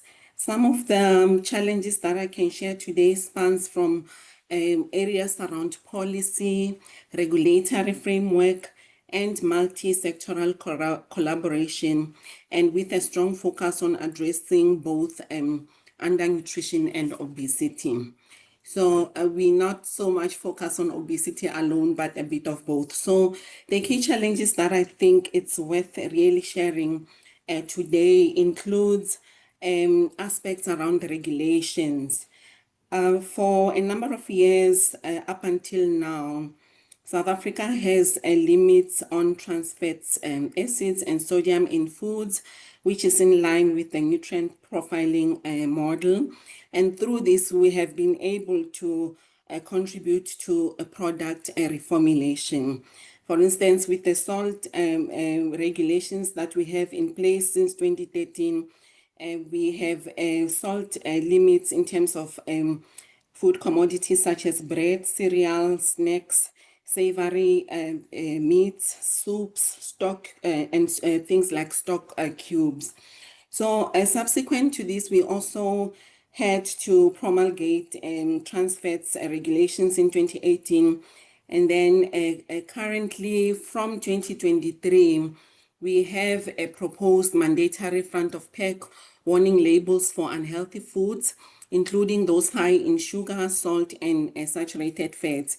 So the aim of the regulations, I think, will be all aware that is to really help consumers to make more informed choices in terms of their dietary intake, and to also restrict the marketing of unhealthy foods to children, and particularly looking at your school-going children and the media platforms they frequent. Subsequent to that, South Africa also endorsed or promulgated the sugar sweetened beverage tax, which is known as the health promotion levy in South Africa since 2018.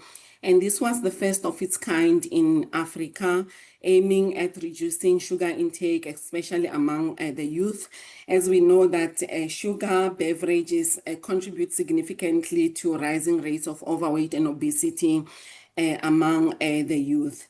So this also encourage some form of reformulation in this area. We also have comprehensive national nutrition strategies and dietary guidelines, which are supported by cross-sectoral collaboration and strong technical leadership. Some of the examples for this, I can talk about the obesity strategy, which we have now the second iteration of the strategy that has been recently revised, and also the food-based dietary guidelines and nutrition education. So all of these strategies and guidelines provide a framework for addressing all forms of malnutrition within a life course approach, as well as providing strategies for improving early childhood nutrition and food environments. For a number of years now, we have been implementing the National School Nutrition Program, which is one of South Africa's flagship intervention, providing daily nutritious meals to millions of learners in public schools. And through this National School Nutrition Program, we have been able to really improve food security and to also support local agriculture through procurement from smallholder farmers. And also this program integrates nutrition education in schools. And then I think these are the key ones that I felt it's important to share for this platform. You did ask me to also talk about some of the main challenges, right? Yes, but could you kindly pause here? We will circle back to it again. But clearly you've highlighted a number of things. So I can see South Africa is actually doing a lot. But I want to hear from Joseph as a youth advocate. We just saw the video from your team, but I want to hear from you explicitly your perspective on how food environment is failing your population segments, the children and adolescents. What can you speak to it? Like, what can you say? All right, perfect. I almost started speaking with my mic muted. All right.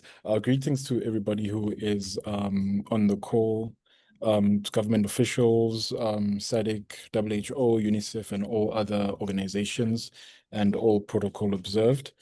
I'm actually very privileged to actually be on this call to actually hear everybody's contribution on, all the steps that we are actually taking in order to make a difference within the food spaces to actually try to make our food environments much safer, right? So as much as I'm a food nutrition advocate, and actually taking the necessary steps to try and make, the food environment much safer, it's really disappointing where we get certain parties within government, multinational corporations actually having heavy influence on marketing, actually policy formulating itself. Because remember, we can't always blame the choice of that people make, right? In order for somebody to make a choice or have an option for something, there should be a leveled playing field. But unfortunately, in this case, the playing field is unequal from literally the day you are born, right? These multinational corporations, before they open, they already have their game plan strategized for the fact that they're actually able to produce the food that they're producing in a country, which means they have met policy regulations. But unfortunately, that is not the case. If they had met policy regulations, then movements like this wouldn't exist, right? If a country's policy says sugar levels within food should meet a certain amount, salt levels should meet a certain amount, and still that food is still being produced with overly absurd levels of salt and sugar, which means policy is not being followed. Okay. Not So necessarily. I just want to find out. So what is your role exactly, and how do you go about it? You've been able to establish what the problem is, and so what has been your role in the past couple of years, and then how do you go about it? Right. Yeah, let me get to that, right? So with me, my role has actually been part of the social media and communications team, where we actually go out and actually get a grassroots level research on how all of this food is affecting our students as well as our youth. Just yesterday we had our National Nutrition Week launch at the University of Witwatersrand, where we actually played a video that stated clearly from the students themselves on the campuses, telling them that we are being bombarded by fast food outlets. Unfortunately, one of our speakers mentioned this earlier. Affordability of food as well as accessibility, right? That allows now me as a researcher as well as a communications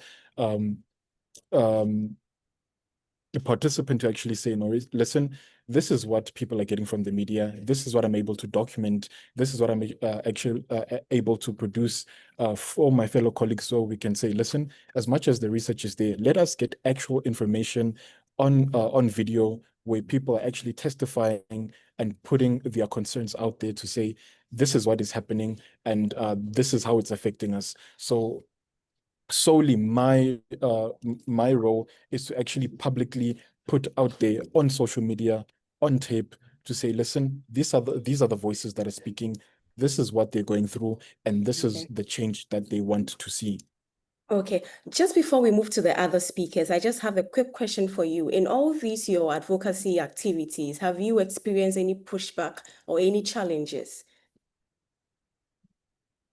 Most definitely, especially on our ethical clearance side, where of course, for example, if the university you have to put up a proposal in order for you to do all of these things, right? You just can't video everything and put it out there. Once a university sees that, listen, you will be publicly putting people's experiences out there, and it'll bring a bad name. Of course, there will be, red tape here and there, what you can do and so on. But then if you frame it in a proper way and say, no, listen, we are doing this because of this and this and this, that way they get to be more lenient, but we are able to get the message that we want out there. So a lot of red tape from a lot of higher up authorities, and yeah, those are just some of the stuff that we encounter as activists trying to actually put out the truth out there.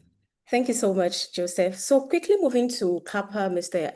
Abayome, your advocacy is targeted to the general population. And so I want to find out what are some of the steps you've been taking or the actions you've been taking or you plan to take to address these situations. Joseph has spoken about what they are doing at the youth level, but generally at the regional level, what is CAPA Nigeria also doing? Thank you very much. Please confirm again that you can still hear me.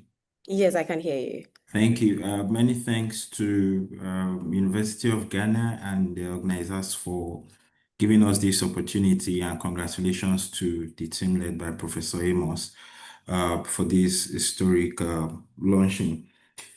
Thank you. Like you mentioned, our work targets the general populace, so it also includes young people, policymakers, and with a strong backing of industry monitoring, leveraging communications.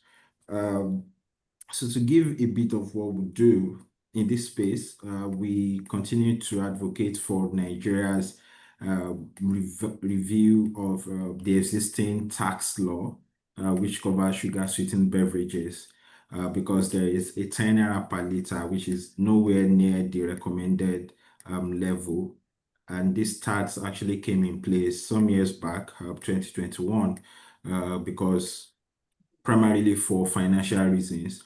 And as advocates, we are trying to ensure that this is reviewed and evidence-based and targets public health primarily, and the funding can now be earmarked for public health. But prior to this time, we've also worked in ensuring that there is a trans fat regulation in Nigeria. So it means that our work is trying to ensure that we have as many policies, legislations, regulations, as many as possible that can expand access to healthy food across age group. So we started with TFA regulations. We have SSB tax, again, that we are expecting to be improved upon. We also have helped the Nigerian government to set policy framework for mandatory sodium regulations in Nigeria, in which the agencies who will do the regulation have started work. So to put all of this together, what we are doing is to mobilize across age group, using community engagement and the media. So we have an existing coalition across different program area. But the idea is that if we look at it in just the narrow public health way, we might not be able to bring in enough allies. So we reframe the program as a justice problem. So it is a food justice campaign where we're able to bring in climate campaigners, environmentalists, child protection experts, because if we look at the case of SSB, sugar sweetened beverages alone, it goes beyond the health problem. There is the use of water, which hinders community access to potable water for house use. We have the same problem for fishing community where plastics affects the waterways.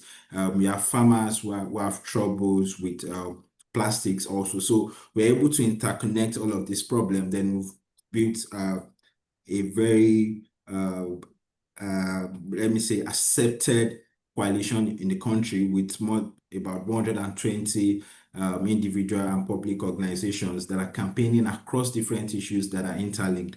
And I also mentioned that because these things affect everybody, we are trying to reach every young person. And I want to commend Joseph and the Fix My Food group, because it is important that young people are brought into the room. Last month, 2 months ago, August, we had the first boot camp in Nigeria, a 5 days boot camp for young people on healthy food policies. And this is what we've started. The boot camp is the first, but we've started engaging young people for the past 4 years.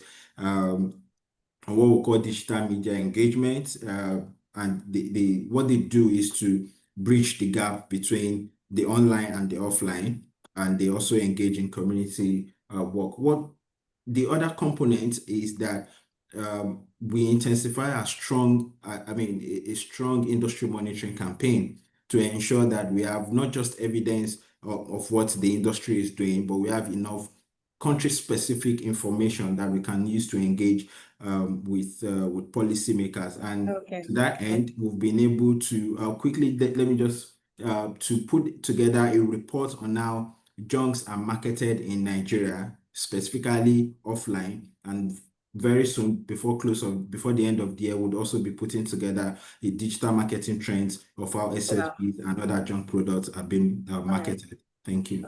Thank you. So I see that we have a couple of questions coming up, but we'll soon wrap up with our session. So we see how the surge in non-communicable diseases is highly connected to what we eat. And so in Ghana, we have the Ghana NCD Alliance, who is at the forefront of advocacy efforts. And so I'd like to find out from you, Mr. Labram, what your role as the Ghana NCD Alliance is. What's your role in addressing these issues, in advancing actions or policies that can improve our food environment? Right, so thank you very much. Please, I hope you can hear me. We can. And then let me also add my voice to thanking, the organizers of this program, and then for inviting me as one of the panelists. But before I go to the question, I think a lot have been said from the Ghana perspective, and just to mention the fact that the Ghana's food environment, and I think many food environment in Africa and developing country is sick and needs some form of reforms, or the need for us to accelerate implementation of existing policies if they are there, and then if they are not there, practically come up with policies to ensure that we're able to, effectively, deal with the issues. Now, so on the role of, civil society like the Ghana NCD Alliance, and then also other organizations in this project. So what I would say is that indeed we continue to lead in advocacy to ensure that the policies are developed and then strengthened to ensure that we're able to regulate the food environment, not only the food environment, but also other, policy, areas that need, some form of, regulation, and also to promote healthy diets among, children and young people. Our ultimate, role is not only, as I mentioned, advocacy, but also to ensure that ensure the effective implementation of these policies to address the upsurge in non-communicable diseases, and of course for the betterment of us as people, especially for young people and children. I said this to buttress the point that has been made earlier. To the extent that our children spend quite a huge number of their daily hours in school. Practically, I would say that about 8 hours is spent in school, by our children. But now it has even gone beyond that. We have our children spending, sometimes even 12 hours in school. As early as 6 a.m., you find a child in school, especially for working parents. And then also, parents who are also working would definitely not go for their kids in school early.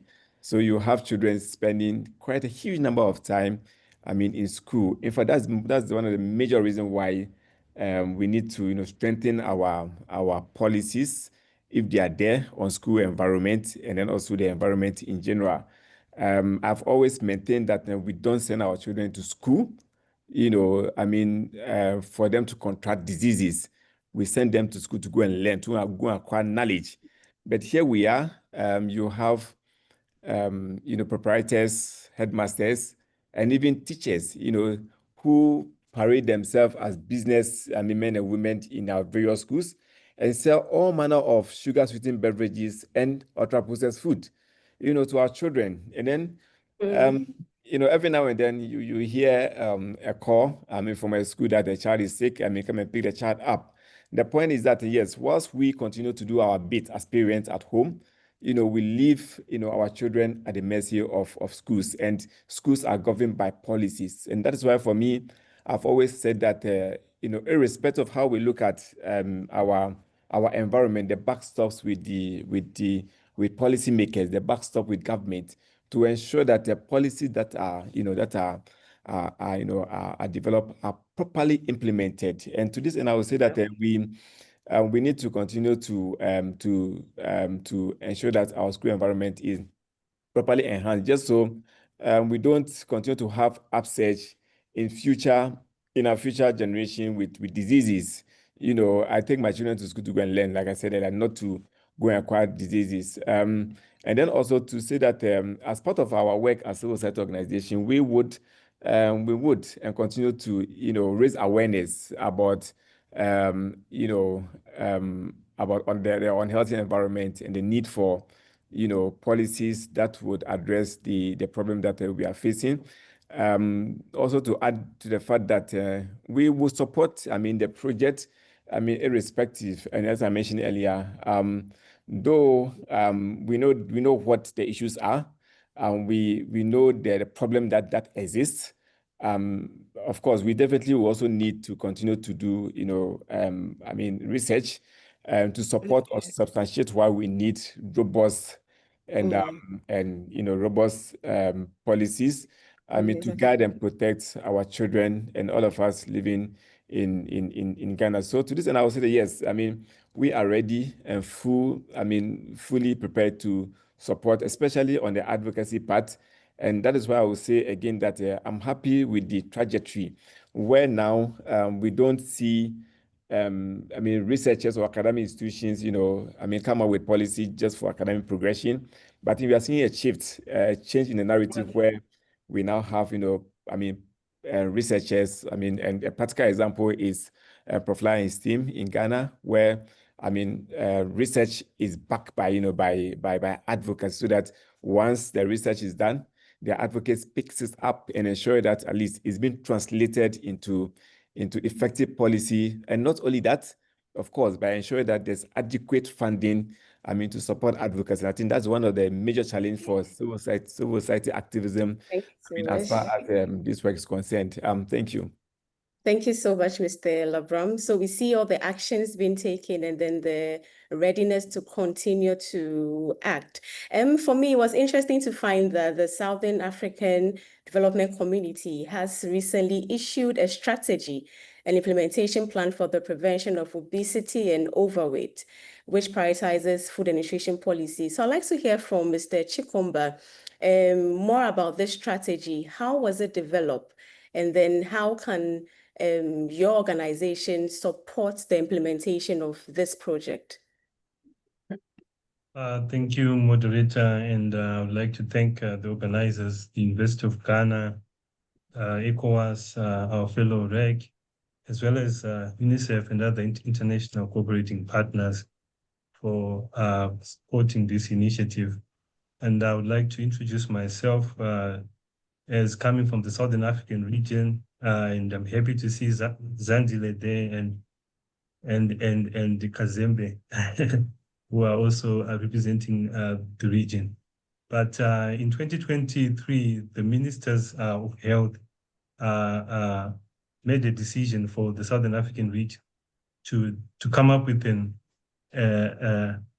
to actually do a study on a landscape study for the region on overweight and obesity, the policy environment, but also after that to then come up with a strategy that will help guide the member states in actually developing, regulations and policies that will ensure that there's a prevention as well as reduction in the emerging, the rising, trends of overweight and obesity in the region. And I'm happy to say that in 2024, the strategy, firstly, the landscape study was done in 2024, and the findings show that countries did not have adequate policies, though there were some key actions that were being done by partners like UNICEF and WHO, but still there was no harmony in the type of policies and regulations that were being used by countries. Also, we were looking at the aggressive nature in which the private sector has really tried to market unhealthy foods, and they are succeeding actually in influencing the environment in such a way that it has become very toxic. So the findings then helped us to come up with a strategy which was endorsed in 2024 November. And the key provisions of the strategy are to ensure that countries come up with policy instruments and regulations that ensure that there's a multi-sector approach in the way that they are dealing with the problem of overweight and obesity, but also to ensure that there's coordination of all these partners, and also to ensure that there's fiscal policies like the sugar tax and subsidies, the fund of package labeling, the marketing restrictions, and also policies to do with food product reformulation, and also policies that promote physical education and activity in schools. So to that effect, we came up with a scorecard which we are using every year to actually monitor the progress of member states in terms of coming up with these policies. And I'm actually happy to say that in 2025, just recently in August, countries managed to report on the progress that they've made in the first year of the strategy. And it's quite encouraging that we can actually see the gaps where we need to strengthen our efforts. And from the findings, we see that countries like South Africa, Seychelles, and Mauritius, they are quite advanced in terms of the policy environment. And also we see that the two policies that still need a lot of work have to do with food product reformulation, as well as public food procurement. So we are also trying to work with our partners, UNICEF and WHO, to conduct these webinars and continue engaging with member states so that at least they align with the SADC strategy and also improve their policy environment.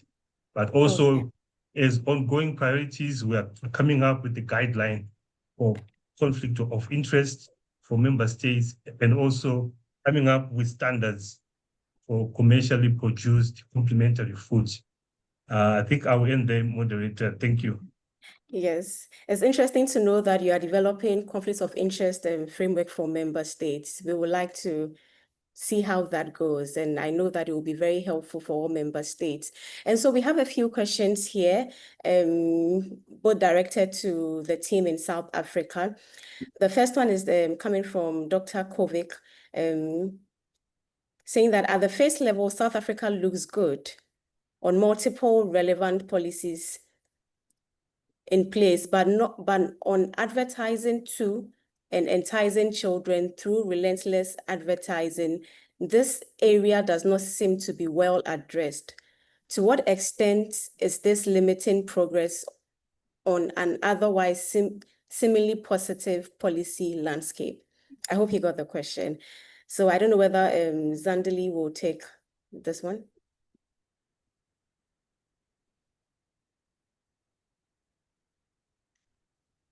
Hello, Ms. Zandali. If you're speaking, we can't hear you. Oh, okay. Thank you very much. I think this question is very relevant, and it ties in very well with what you had meant to ask earlier about the current challenges that South Africa is facing at the moment. I must say that in as much as I've spoken about the proposal for the front of pack labeling regulations in South Africa, these have not been promulgated as yet. I remember I've said they've been published for public comments since 2023. Today we are in 2025, and the regulations have not yet been promulgated. This is largely linked to industry opposition and interference. This is one of the biggest challenges when you're trying to come up with these kinds of piece of legislation. So the food and beverage industry has lobbied against taxes, labeling and marketing restrictions, often citing economic and employment concern. As it is now, there is a call for scraping of the sugar tax, or at least not increasing it further. So when you look at directly on the front of pack labeling, as I've said, they've been published for public comments. The delays in adoption for these regulations are very much tied in with delaying tactics, whereby we have received in excess over 6,000 pages of comments on the regulations. So as a result, the volume of these comments required additional technical assistance beyond what health can be able to manage in terms of trying to sort all the comments, because it's a requirement that all the comments are dealt with and responded to in writing. When you look at the nature of comments, most of those required clarity and verification. And you would understand that in some of these comments, if you're talking about 6,000 pages, you're talking about people who know exactly how to comment and to write the legal language, wherein some of the expertise requires additional support from the legal unit within the department. And all the comments have to be synthesized, they have to be processed as part of the requirement for the socioeconomic impact assessment, which is mandatory when it comes to a policy formulation in South Africa. So you can imagine that as a result, there will obviously be delays in adoption of these regulations. And further to that, even implementation will be delayed. And when you look at further on the comments on these regulations, they were mostly on the new aspects because it's overall labeling and marketing regulations, but the majority of the comments now are on the new pieces, the front of pack labeling and on the nutrition and health claims. So you can imagine that there will be then implications in terms of requirements for substantial changes in the labeling and product reformulation. And you can imagine what industries see coming on their side in terms of implications for their product reformulation. Then the other thing also, we have issues around adequate monitoring and enforcement. So yes, indeed, there's still an influx of many unhealthy foods in the shelves. And we think that the sooner we have the front of pack labeling promulgated, we will be able to be more stronger in terms of raising public awareness, of which is happening even as we speak now through advocacy groups and through many interest groups in South Africa who are fighting for the rights of consumers. So the sooner we have this on board, perhaps we'll have a different landscape. As you would know that in as much as we are doing well in policy, there are still many challenges. The triple burden of malnutrition. We are number one in terms of rising levels of overweight and obesity in children. Looking at figures from about 16% to 22% currently. I would have to pause you here because of our time. I had there were other questions addressed to Kazimbe, but because of our time, maybe you could respond to the person in the chat.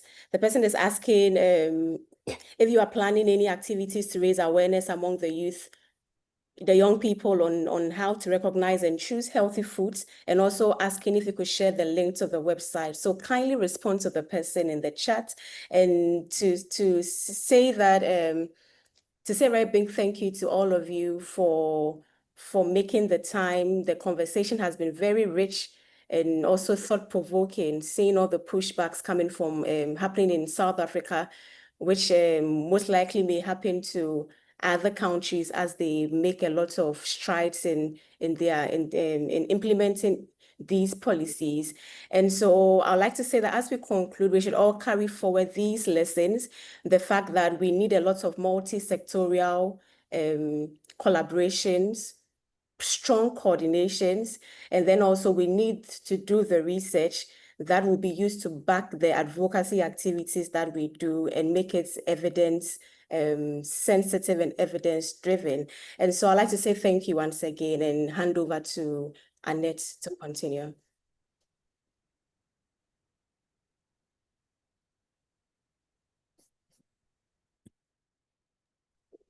Thank you very much, Annabelle. Dear colleagues, thank you so much for staying with us till now. But as you know, all good things must come to an end. But before we close, I would like to take a moment to recognize the efforts of some colleagues you may not have seen or heard from today, but are working tirelessly behind the scenes to make this project a success. Arnaud Leyu, Mauro Brero, Selena Tobio, and Silva Nanama. Thank you for your dedication and hard work. As we come to the end of today's lunch, it is my pleasure to invite Professor Adama Traore to deliver the closing remarks. Professor Adama, over to you. Merci Annette, Adama Diouf, plutôt. Nous allons donc clôturer en beauté cette rencontre relative au lancement du projet. Et donc, mesdames et messieurs les partenaires régionaux de la CEDEAO, mesdames et messieurs les honorables doyens, professeurs, chercheurs de l'Université du Ghana et de l'Université Cheikh Anta Diop de Dakar, chers partenaires techniques et financiers de l'UNICEF, du Centre de recherche pour le développement international et de la Fondation Rockefeller, distingués membres de la coalition des acteurs pour le plaidoyer en santé publique du Ghana et de la coalition d'acteurs du Sénégal, chers membres des réseaux FERD et du REPSAO, distingués invités. C'est un immense privilège de prononcer le discours de clôture de cette réunion de lancement marquant le début officiel de notre projet ambitieux, mais essentiel pour l'avenir de la nutrition en Afrique de l'Ouest face à des défis de santé publique significatifs, en particulier chez les enfants et les adolescents qui représentent près de 50% de notre population. Ce moment n'est pas une simple formalité, c'est un appel urgent à l'unité. Le début d'une action régionale concertée pour garantir un développement durable et sécuriser un avenir plus sain pour les prochaines générations. Notre objectif est clair, concevoir et mettre en œuvre une intervention politique globale et multicomposante visant à améliorer les environnements alimentaires et la nutrition des enfants et des adolescents en Afrique de l'Ouest. La finalité étant de réduire la consommation d'aliments sains, mais aussi augmenter la demande et l'accès aux options nutritives. Cependant, comme nous le savons tous, les défis politiques et économiques sont complexes. Nous ne pouvons pas les affronter en ordre dispersé. La seule voie vers le succès est celle d'une approche multisectorielle et d'une coordination régionale renforcée pour harmoniser les politiques et les mécanismes de leur mise en œuvre. Pour ça, nous avons besoin que chaque acteur assume pleinement son rôle pour transformer cette vision en réalité.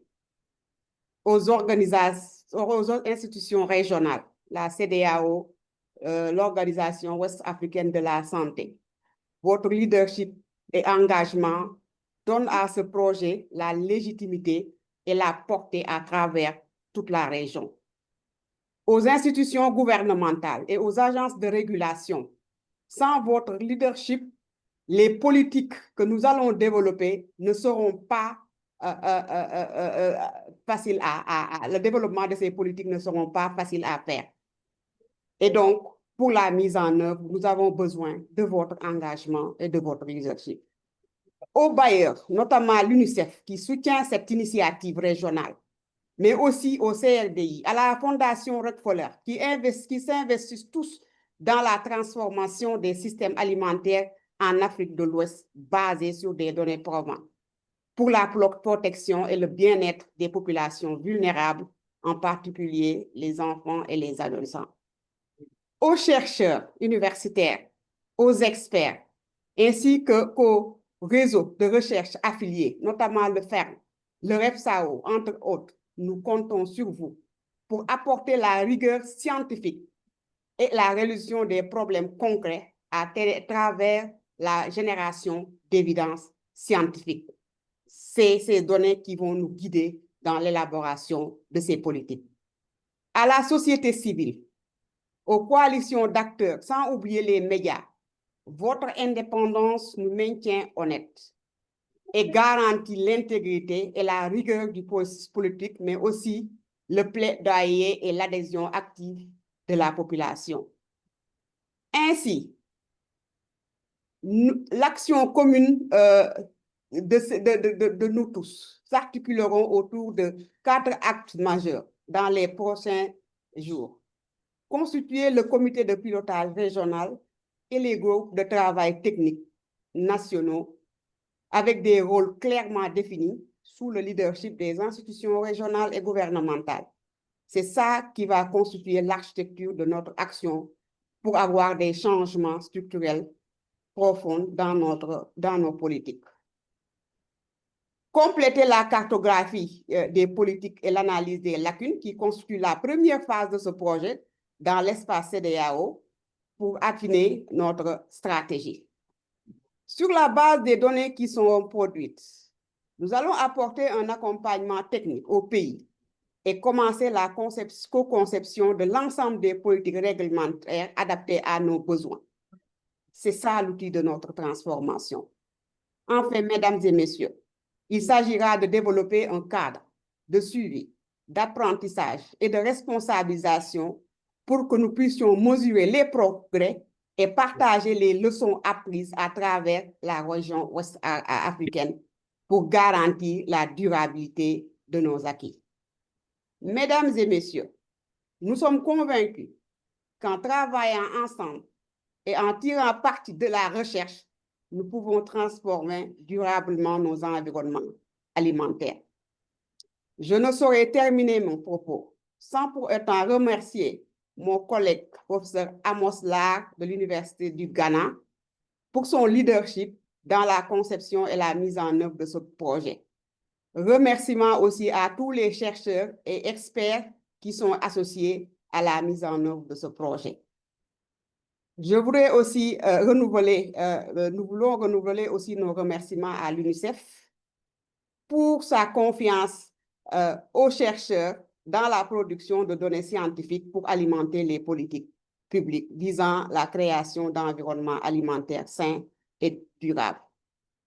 Au nom de tous les partenaires, je vous remercie pour votre temps, vos contributions et votre collaboration. Le lancement est ainsi terminé. L'heure est à l'action. Plein succès à ce projet. Merci beaucoup.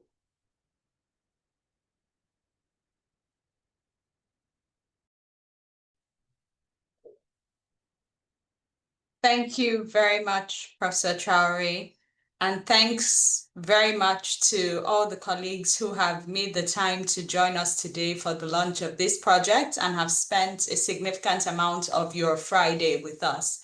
It's now the time for action. And as we move ahead with our daily work, let's keep this as an advocacy item on our agendas to ensure we advocate for a bundle of food policies that protect the food environments for children. Thank you very much and have a good day.